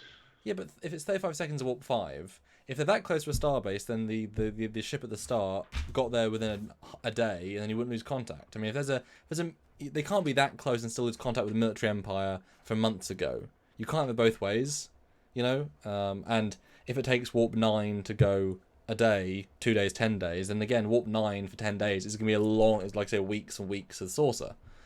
And at that time, you'd assume that 25 seconds of warp away from a planet, they can probably come kill you. It just seems like the saucer section is a life raft. It's not capable of actually doing anything. It can't do interstellar travel. It's not gonna, if the space station's that close, warp 9 there, warp 9 back. You can get there and back before the saucer could even get halfway there. It's just a stupid line that doesn't mean anything. It's better to say send a distress signal to Starbase 907. Say get the nearest Starfleet ship to come rendezvous. That's a smart thing. That's part of getting to Starbase 103. But that's is part of getting to... No, you're looking way too far into this. Way, way, way too far. Part of the protocol of getting to Starbase 103 would be to contact them and go, can we get a ship out here to give us a tow? Because we're stuck right now. And apparently I would assume they're close to Federation space or in Federation space, where the Starbase is not that far away. So I don't have an issue with it at all. It's the saucer separation and impulse thing. It doesn't really bug me. It really doesn't. Unless they're in the middle of nowhere or on the outer fringes, then it's like, yeah, you're screwed. I just think it's stupid. It's very lazily written. Very, very lazily written. And why is Enterprise D just in Federation space pottering around? It's meant to be exploring. And although you said in the episode, when we did the full one, that they very rarely actually explored anything actually out there. They were never really on the edges. They were always kind of close to home. Yeah, they're basically the police. Well, They're yeah, just yeah. doing what they were ordered to do. So It just feels daft because it takes you like hours and hours to go through one solar system. So a starbase anywhere away. Because if they were that close when they just contact Starbase 6 for help, you know what I mean? We're being attacked. Contact Starbase 6 for rescue help. It just doesn't all connect. It could have been fixed very, very easily. I just think it's poorly written. Jarzia puts in $2 Canadian, 17 years, 2 months, and 3 days, give or take an hour. Yeah, depending on the distance, sure. Oh yeah, yeah. Um, And then you got the conference room scene, which doesn't. It's just the excuse for her to have a line, I guess. it's to extend the episode. And what is up with the Stargazer being gone again? Oh, is it? Stargazer model. Oh, what's in Yeah. its place? Like a Oh, celestial globe map thing. Rick, Sternbach, tell us the answer. Yeah, because it was back for a while and now it's gone again. Yeah. But this is a good conversation, actually. It's obviously padding, but that's fine. He says, "Yeah, I'm nervous." Then she talks about the other two officers, and he's like, "But they're good officers." Yes, but they lack battle experience and are worried about making mistakes. They look to you for guidance and leadership, so help them. Show confidence in them, like Picard has shown in me. Gotcha. Meanwhile, he's been doing that the whole time. Like he's been doing really well with them up to this point. So I don't understand this conversation. It's almost not needed, So Yeah, it feels a bit redundant, and he doesn't change how he acts particularly, and he doesn't. It just and it's like I sense you're nervous. Like, well, yeah, we're under attack. We almost got destroyed. The captains of the planet, the entire command crew. Yes, counselor, but I'm doing really well. Yeah, exactly. Anyway, it's Redundant. her doing her job, showing that he's nervous, blah blah But blah. he's barely Whatever. nervous. He's loving it, actually, I think. Yeah. Battle bridge. Yeah, time to go down to the battle bridge. But no, I mean, it's a little bit of character development there, I guess. I'll buy that. Well, he's already so good. I mean, obviously we know in retrospect, but he's I guess, but he was doing so well anyway.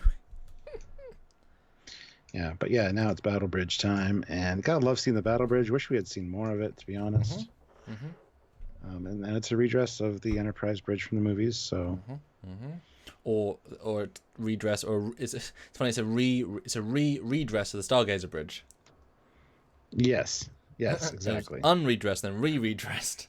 But they're still using it for movies at this point too. So. I don't think it was. I think season 1 they were doing Star. Doing Star Trek. I'm trying to think. 3 or 4. I think TNG was commissioned after 4, but 5 would use this set. But 5 didn't have that much bridge, but that bridge was quite different with its consoles. This is the pre-6 bridge, obviously. Well, yeah, this is the Wrath of Khan bridge, just redone up quite heavily. It's not the Star Trek 4 bridge for sure, but we're still looking 1987, so it's probably just after Star Trek 3. Okay. So yeah, this. But Yeah. they weren't using it for Star Trek 4 because that was kind of the point. We didn't use the bridge in 4, exactly. so that's why they felt they could use it more, I guess. They did reuse this bridge for Star Trek 4 though. Remember we talked to Laura Johnson? They repainted everything white. Well, yeah. And except for the one part of the bridge which they didn't repaint because it's not on screen, so it's like all you see is white. And that was the joke about the end of 4. They only refitted the bit they saw. If you cut one side, it's the same Wrath of Khan bridge, which is or whichever. And then obviously it was destroyed after that, and then it was a new bridge. I guess that's why we didn't see it reused in later TNGs because they didn't have a bridge on standby. Chuck is saying this is between Star Trek 4 and Star Trek 5, so there you go. See, that's what I thought, but then that's the bridge has been destroyed, and this is now the new bridge because 5 it was a brand new bridge. Maybe they're filming this before it was left out in the rain and destroyed. I guess it would have to be. This one wasn't destroyed. No. Oh, was that 5? Was that 5 to 6? Oh, that was 5 to 6. That was that was the Klingon bridge from Star Trek 3, and then they destroyed the Voyager bridge after the series was done. No, I mean. The reason they had to make a new bridge for 6 is because they left one out in the rain and it got too damaged. No. Yeah. That's why the 4 bridge only That's why. lasts in 2 frames, and then 5 bridge is a radically new bridge, and other 5 because 5 is returned to 6, but 5 is a radically different bridge to 4 because 4's got destroyed. They redid it for one scene, and then it gets destroyed in reality, and they have to build a new bridge for 5. Okay. And then they go to warp, sort of. They do. They go back to the planet. It's only 35 seconds away, so it's fine. 28 seconds. Oh, sorry. The price The numbers keep changing. So does your starbase numbers. Starbase 407, Starbase 6, Starbase. Anyway, yeah. So saucer separation was great to see again. I wish they could have used that more in the series as well. And I appreciate it's for a very distinct reason, which was what you said last time. Like, tactical situation, let's use the tactical side. So this is exactly that. You know? We finally found a situation where it's applicable. I just wish the thing had a warp. The other model. It's back on the planet. We seem pretty sealed in, says Picard. How did you know about those roots? Well, my grandmother. Oh, was she a doctor? Nope. No, she helped colonize Alveda 3. He's like, oh, such a tragedy. Did she survive? Yes. When the medical supplies ran out, she learned all about roots and herbs, and she taught me. Ooh, there must be a lot about you that I don't know. And she says, quite a few things you don't Like know. Wesley's your son. What? Yeah, that was what it almost seemed like. There was some kind of underlying hidden thing there, yeah. It's Or that good. she has fantasies about him every night in the holodeck program all done up. Don't go look at Crusher 69 on the holodeck. You'll like, also not like what you see, Jean-Luc. Yeah, it's good. This is 100% character development. You know? Yeah. It's cute. Now, is this the same grandmother that's in the really awful episode? I don't remember that episode. What, the the one ghost with, episode? I think I've seen it half when I was a kid. I literally don't know the plot, apart from she fucks a ghost. Sub Rosa. I think it's called. I don't know. I couldn't tell you anything about it. Anyway. The ghost's green? Isn't he green? What? Isn't the ghost green at the end where he like goes all energy? Yeah. I don't know. Yeah. But then he sees a flashing light and he presses the single red button. The safest thing to do about a red button is press it. That's right. Smart. Brian Straight puts in $5. Oh, thank you. The nitpicking minutia tirades are getting old, man. Plot and storytelling wins over internal universe logic. Well, we nitpick Discovery as well, and we just are trying to be concise. Sometimes we go a little too long on certain points. Yeah, I agree, but I think pointing them out is at least important.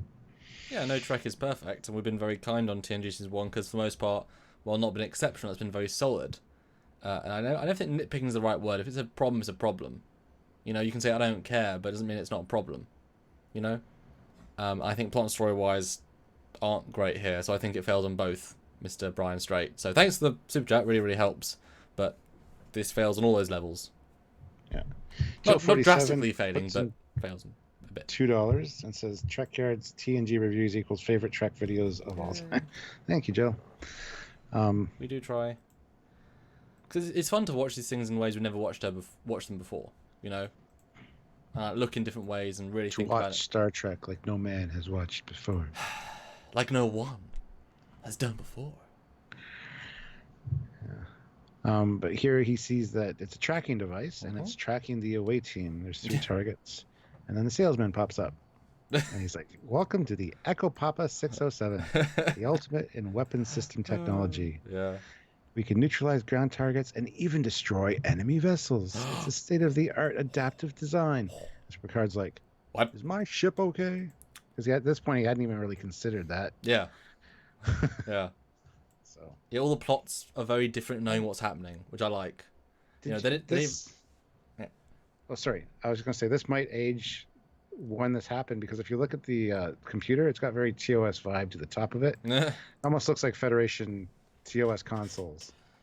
Same colors, same layouts. I mean, maybe. I mean, if it's near Federation space, if not in Federation space, if not whatever, why wouldn't you have traded with Federation stuff years ago? You know, a major nearby power. I mean, Federation, if they do good weapons, doesn't necessarily mean they do good computer systems in general. So why wouldn't you buy some? That would be be a fun reference if they bought TOS tech. That would be a fun. It's TOS old, you know. Yeah, I'd buy it. Alexander Pilot Roberge, hope I said that right, puts in $2. Let's go Captain Foley. It's not Foley, but that's okay. Foley. Foley. There's no W, but thank you. But yeah, very good sales guy, good acting, fun. He's very. I think he's surprisingly controlled given what he could do, but I think gives us just the right bit of like little spice of, like, he's a cheeky sort of AI. He knows what he's doing. You know, do you want to buy my guns to kill people? Because I know you do. I know you do. We can kill hundreds or thousands or millions. It's up to you. How big's your wallet? What's in your wallet? 1,000 Quatloos for the Ed 209. Cards like, it's too perfect. You poor fools. Your own creation destroyed you. Yeah. And then they get found. Data and Riker and Tasha find the hole, and I can jump down there. Well, that's 10 meters, Data. 11.7, sir. But he jumps down. Riker, that's a great scene too. Yeah, Riker did good. He's pretty close. That's a good guess. He was really close. Although I'm surprised. I know we don't know much about Data yet, but I wouldn't question for a second he could make that. It's only 10 meters. You know, he can do a lot of stuff. I wouldn't really blink at his legs would give out. You know? Yeah. I guess she's being overly cautious, but I was like, of course he can do that. Alexander Pilot Roberge puts in $2 Canadian again. Let's go, Captain Foley. There you go. Thank you. I hope I'm saying your name right. If I'm not, I really apologize. I apologize. Yes. Not good with that kind of thing. So, and I've always wondered, did they actually build like a set on a set? Not the exact same set, I assume, but did they? No. Like, did they build? Did they go to the top of the soundstage and build the top bit so they could look the film down? And then did they build? Yes. Yeah, because I would think so. Yeah, they probably. And when the shot where you're looking up and you see all three of them up there, they climb up there with a ladder, and there's like a little platform that they're on. Yeah. Would be my guess. And then same thing at the top, and then just built this little circle with moss, and then filmed under it. Yeah, and it's nicely done actually, considering, and it gives a good sense of scale. And yeah, he jumps down. Although to be fair, we do see there is the entire jump down bit, which is obviously a set. So maybe they did, because that's not fake. It's not forced perspective. That's a real set. So maybe they did build together. Well, no, I think it's just two shots. Okay. The first one's from the bottom, like a high above the soundstage. It almost looks like you can see the rafters of the soundstage. Yeah. But that would be a stuntman probably jumping on an airbag or something. Yeah. Oh yeah. And then the next shot's just off of like a camera dolly or something. That's yeah. Oh, it's well done. It's well done. It looks great. Yeah. It makes me kind of sad though that the way Data handles Crusher, it looks down. He gives. About to say Kirk, because it's a blatant look of, yeah, she's in real trouble. I'm thinking Crusher's like looking at him like, oh no. He's like scanning. This bitch fucked. Yeah, it's really blatant. It's like, oh no. She's not conscious enough to know that I'm looking at you like this. Otherwise, my bedside manner would be better. Yeah. Yeah, I noticed that too. Oh, no, we're not there yet. And then the battle bridge comes in. We get some new VFX. Although I think it's just still. I think it's just still image of the battle bridge. Then just did some blinkies on because it doesn't change perspective. Because they wouldn't be able to go back and film because it takes quite a lot to disassemble the two pieces, and they didn't build a separate one. So anything with battle bridge is very careful, and they wouldn't have filmed this during Farpoint. So I'm guessing this is something they already had. They just moved the elements. No idea. Got another super chat from Alexander. Oh, my goodness. $2 Canadian again. Let's go, Captain Foley again. He's I have my own cheerleading squad. Thank you. I don't know what I did, but okay, thank you. No, I don't think it was what you said, because the next scene, the angles changed and stuff. So. I mean, each shot you can do a separate piece, but I just mean, Yeah, I don't think so. I think it'd be too much work, to be honest. But it'd be too much work to go 10 minutes apart, light it, film this for a single shot that doesn't even move. Like, that's too much work. Yeah. They did some sort of cheat here, because it's not a standard looking shot. Battle Bridge. What do they say in this one? Well, he's like, you guys, you know your parts, you know your roles. Just be calm, be cool. I'm gonna treat you like I've been treating you all along, but that's okay. Yeah. We got this, guys. And then we're back to the planet, and I love this. How do we get it to stop? We can have it target itself. Maybe its power supply. Well, that would probably wipe out the entire complex we're in. Maybe we can. Oh, that's in a second. So yeah, they're trying to figure out how to deactivate it. And then we're up to Tasha and Riker. And she's like, maybe we can split up and confuse it and get out of range. One of us can get out of range. And Riker's like, are you dumb? Forget I said it. It wiped out a whole civilization. This probably has no range. It's like, yeah, that was a dumb suggestion from a security officer. But great that she's here. Top marks. She's holding her own as an actress. Nothing against her at all. But yeah, I mean, the splitting up thing's fine if you need to give someone more time. And I'm assuming they yelled down to Data and Picard to say, what are you doing? But from the editing, you get the sense they split off quite quickly, and so they don't know what's happening, and so they're just like trying to survive. But if you know you can't defeat them individually, then you can't defeat them. It's just, yeah, there's not really, again, there's a lack of thought in this episode at certain points, which is just no thought, which is sad. And again, and remember, it misses. And remember, the guy said, the robot, the AI guy said, the fourth and final one, and you've only seen half of what it can do. So this is the ultimate one, you know. It still misses. I like playing with my food. Da, da, da, da. It's like pretty much, yeah. Yeah. Which, to be fair, hey, if you make them more scared, that could be fun. I mean, I don't know. Who knows what the races that built it, what their vibe is. But yeah. But back in the cavern, Picard's like, give me some options data quickly. Brian Kesterson in the chat says, just buy the hotel. Yeah, we're getting there. Give me some options data quickly. And Beverly's like, I'm almost in a coma, but why don't we just turn it off? It's a machine. Just shut it off. Yeah. Can we do that? Yeah. Shut it off. Why don't you see? Yeah. I don't know why I have that note, but anyway. Yes, we'll buy it. We'll buy the damn product. Oh, splendid. And then the other thing dissolves. But yeah. I got another $2. Let's go, Captain Foley again. Thank you. So much love for you, Stuart. I don't know why, but thank you. Appreciate it. It's the easiest ending to this subplot ever. It makes perfect sense. But what's going to happen when it realizes that they're not actually buying anything? It'll track them down and kill them. Yeah, exactly. There's a follow-up episode.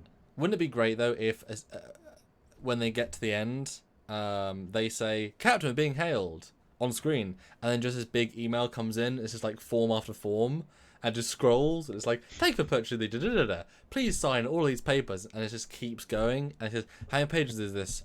1,000, sir. We've now got 7 kilotrods of data, and we have to sign it before we leave orbit.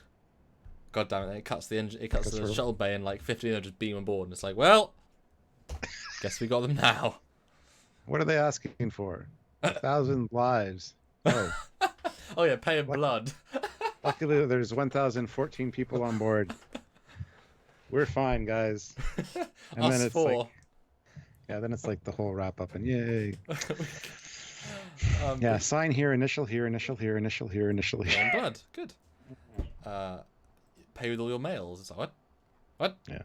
I do think this thing beams away though. I think it beams back into think of it as like a gun in the holster, like it's done its job.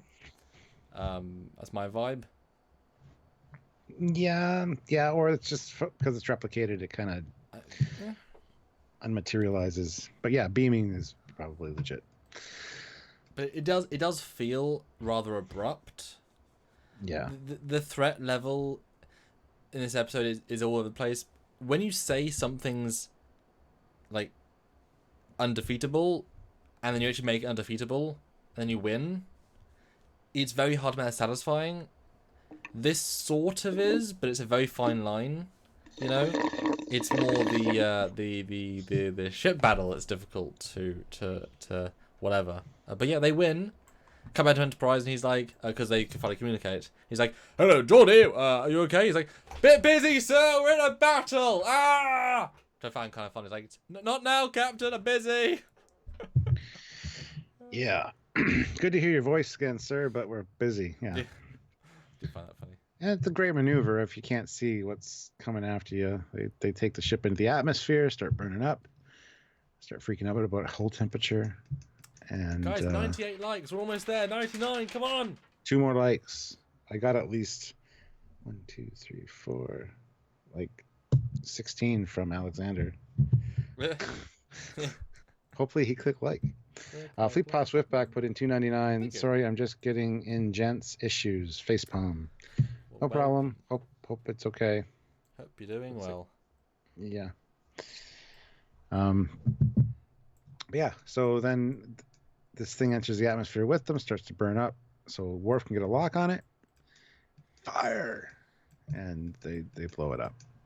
It's a pretty sustained beam though. And where is that phaser coming from? Are we to believe that there's phaser banks on the rim of the Cobra head? Because I know there's one at the front, on the top. Yes. It should have been firing from the one on the engine strut, to be honest. Yeah. Yeah. There are some at the back there, but I don't think they could reach around that far. That's the problem with shots. Sometimes the logic of what your ship can and can't do is limited.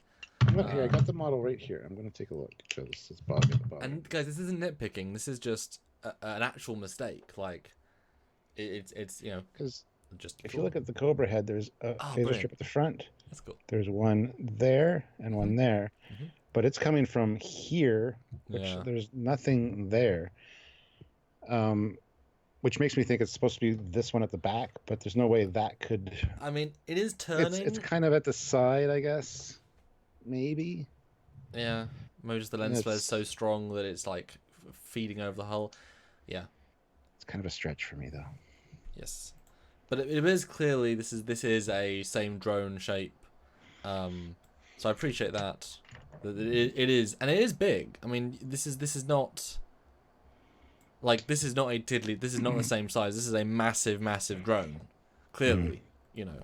And the fact they can cloak as well. I mean, this thing can fire while cloaked, and defeat a Galaxy class if it was given a bit more time. This thing is legitimately maybe the most powerful ship we've seen so far. I mean, ever? Yes. I mean, really think about it. Just firing while cloaked, and you can't detect its movements, and it's a perfect cloak. I mean, they never use phase distortion. You know, really powerful. Christopher Rollins says, Trekyards, there's phaser strips on the back of the neck. Yes, we just pointed that out. However, from the angle, it doesn't. I don't think they'd be able to quite do that. That's what we're saying. Trust us, we know what we're saying. Although AC Costello says, what model is that? What model are you holding up there, Captain? That is one of the Johnny Lightning. It's USS Enterprise D. It's a little like. It's well, Johnny Lightning. They do model cars and stuff. Little dinky cars. Just a tiny little one. It's so nice. It's good. It's a good one. Yeah. 110 likes. Woo! Of course we did. Boom. We got some super chats too. We got another one from Alexander. Let's go, Captain Foley. Again. Thank you.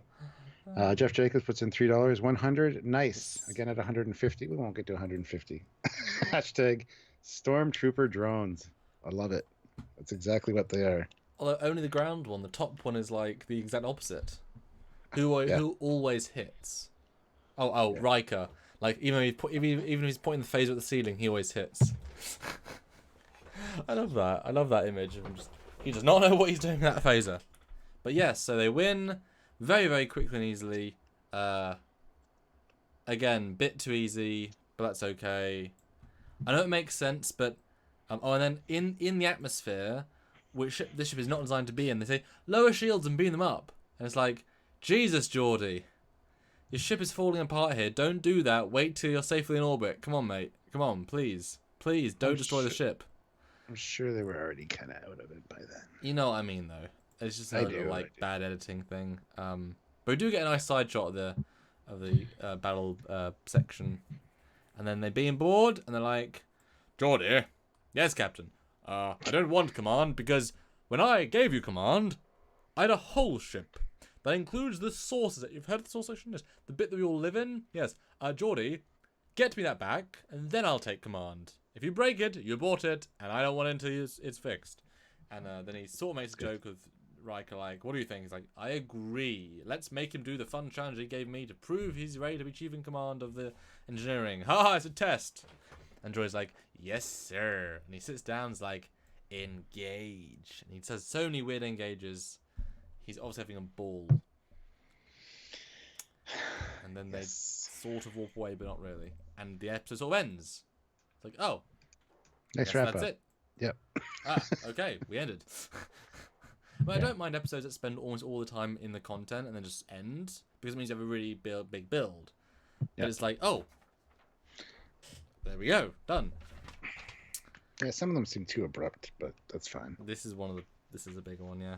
I get why they do it, so. And I love it. Well, Riker's of course saying, yeah, I agree, because when he first showed up on the Enterprise, there was no saucer section, and Picard's just like, before you can get the job, you need to reattach my ship. Bye. Yeah. So, and I'm sure it's mostly automated. I'm not too concerned about it. You know what I mean? Oh yeah. And to be fair, he was one being given orders to by Riker to do the first one, so he's already done it once. Yeah. Oh, and Raj is going to bed. Good night, Raj. Thanks for enjoying and thanks for staying up Raj. For the whole thing. Appreciate it. And Material Defender says Foley is right. I always wondered about the phaser position on the Cobra head. Well, yeah, it's just from the angle. I mean, it's possible that that's the one, but I really think they should have used the ones that are on the bottom of the strut, especially in remastered. They would have made more sense to me. They put themselves in a hole. They only had certain clips of the ship. They couldn't do new stuff. Would have made more sense just to do torpedoes, honestly. Because you associate torpedoes with the big strike, boom, boom, boom, boom, boom. But then, yeah, it's all good because that's what the firing arc is at the front. Yeah. But yeah, so I've got any final notes? Very easy space battle. Mrs. People. Shag still. Backup systems overload / down. That was really easy. See, I would have showed you guys this one. This is my QMX Enterprise, but Ooh. it doesn't saucer separate, so I couldn't really highlight what was on the Cobra head. So, anyway, sorry. Yeah. So there you go. God, we actually hit the 2 hours. I thought we were going to be less. So yeah, what was your overall full review of this episode? And then, guys, if you want to start putting in your comments what you think of the number-wise for TNG Season 1. So what's a review out of 10 number score for Season 1. And then for all of TNG as a whole, because we do both metrics, while Stuart gives his review, then I'll give my review, and then we'll read out your thoughts. And do super chat if you want to give a longer comment or read those too. Stuart, what was your full review of this episode? And has your thoughts changed now that you've actually gone through it with me? Very TOS feeling episode. Like I said, it could definitely be TOS. And I thought it was fun. It was kind of action-packed. You know, got some character developments, a little bit of history on some people. You know, see how Geordi deals with situations, I guess. You know, some cool stuff in there. Overall, I enjoyed it more than I thought I would on rewatch. But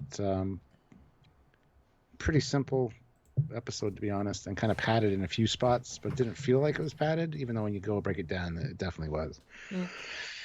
Well, and they yeah, had to pad some cheap stuff because they're out of budget. Kind of thing. Yeah. Trekyards, use your diamond select Enterprise. Oh, that's in the other room, so I can't. So for all of Season 1, I'm going to give this a 6.5. Better than average. You know, enjoyable, good rewatch. Good to see battle saucer separation, which is great. And Lots of phasers and phaser fire. torpedoes. You know, For all of TNG though, that's where it gets tricky. I'm gonna have to say, let's go with a 4.5. Like I said, it's not quite. It's middle of the road, but it's not quite good enough to be right at the middle. Just a little bit below that. So, yeah, 4.5. All right, just because I want to know, was your like favorite and least favorite moment, which we haven't done for us this season, but I just want to know for this one. My favorite was when they took the battle section into the atmosphere and destroyed that thing. Okay. It's a cool tactic, cool visual. Mm. Nice to see some kind of out of the box thinking there. So, least favorite. I don't know. The fall. The fall looked goofy a little bit, but other than that, that's my least favorite. Fair enough. For me, this was a bit of a letdown. I think I thought I was going to enjoy it more, but fundamentally, I think the script is not very good, and there's a lot of lack of logic in a lot of the bits. And while some bits are good and characterful, the actual Trekness of it is pretty poor. And the I like thought through stuff, and when there's not thought through and there's stupid dialogue and character stuff, it's like. So it's a bit of a letdown. Well, I love the idea of it. I like the design. Genuinely like the design. I like that of it evolving. I think the actual content lets the story down. Which is a shame. And it's not that it's bad. It's just it's been better already this season. You know, like the Klingon one, which was last episode, well written, just good script. This one, why? You know, I know it's different writers, but this one was probably rushed or something. There's some reason for just the poor script. And it was worse on rewatch. You know, this is now lower in my ranking than it's ever been, which is sad, but true. I think for season 1, I'm gonna give it a 4. Because the bad bits let it down too much. Because the cool moments, it's like the Discovery thing again. It's like the JJ. It's like the cool visuals don't make up for bad plot and bad script. You know, if a thing can only be visuals, then why would we care about plot or script? It's like no, you need a good plot and script first before you have good visuals. You can have no visuals and a good plot and script and make a better product. All of Star Trek TNG, I'm gonna give it a 3. So not much lower because it isn't bad. And it's still an interesting watch, but it's not good. You know what I mean? Sure. Yeah. I've kind of tuned out, to be honest. That's fine. Sorry. I've got 4 super chats stacked up. Let's get to those. Duper. And then we'll call it quits for today. Yes. So, Jill47 puts in $2. On last rewatch, I realized how awesome LaForge is. Yeah, he's good with the more inexperienced crew. He treats them like people. He talks to them. Yeah. Super Coops puts in £2. 7 out of 10 for season 1. 5 out of 10 for all of TNG. Okay. Fleet Paw Swiftback puts in $1.99 and says 7 out of 10 for season 1. 6 out of 10 for TNG. One of his favorite season 1 episodes. So there you go. And Cadmus67 puts in £7.50. Oh. £7.50 for 7.5 out of 10 for season 1. And a 6 out of 10 overall. So there you go. Pretty standard across the board. Not much deviation as far as people's thoughts. Martin Devon. And that's what I would have been. That's what I would have been before I rewatched it. Honestly. Yeah. Those are scores I would have had, but I rewatched it and I didn't like it. Martin Devon puts in £2 and says season 1, 7.5 for TNG. Oh, no. What? Season 1, 7.5, TNG 5. What? Best bit firing all weapons. Yeah, that was cool. So there you have it, guys. Yeah. It's been, the full 2 hours. So I didn't expect that early for this episode, but here we are. Yes. And I'd like to thank everybody for showing up and everybody hitting like and all that, all the super chats. You guys are great. Yes. And we will be back tomorrow for another live. Yes. Because we're going to be talking about the Mandalorian trailer. So So we're going to step out of the box again, go back to Trekyards, do some Star Wars talk, and because we had a really good discussion yesterday about A lot of fun. the D23 Rise of Skywalker trailer, which is great. So What does that mean, D23? Like, what was that in reference? it's a Disney conference. It's the 23rd one. Okay, thank you. Could have researched it, but I didn't. Yeah. Didn't get to whatever. So Yeah, I cool. say we'll call that it for this live. Yes, well done, Martin. You got the last super chat. Thanks, everyone. See you tomorrow, and of course, you'll see a new episode on Saturday as we're coming close to that. As you guys can tell, we're doing the alternating Vegas interview and ship, so you'll have a good variety of that. Take a while to get through the Vegas ones, but we don't think you want like 6 Vegas interviews in a row, so keep them nice and one at a time. So until next time, guys, Alexander puts in $2 and says, "Let's go, Captain Foley, Foley, Foley again." That makes sense. He had to I win. think it must be an AI robot that's just on repeat. But thank you very much. Oh, so until next time. And 126 likes, 122 viewers, so we managed to beat out our own viewership. Nice. Huzzah.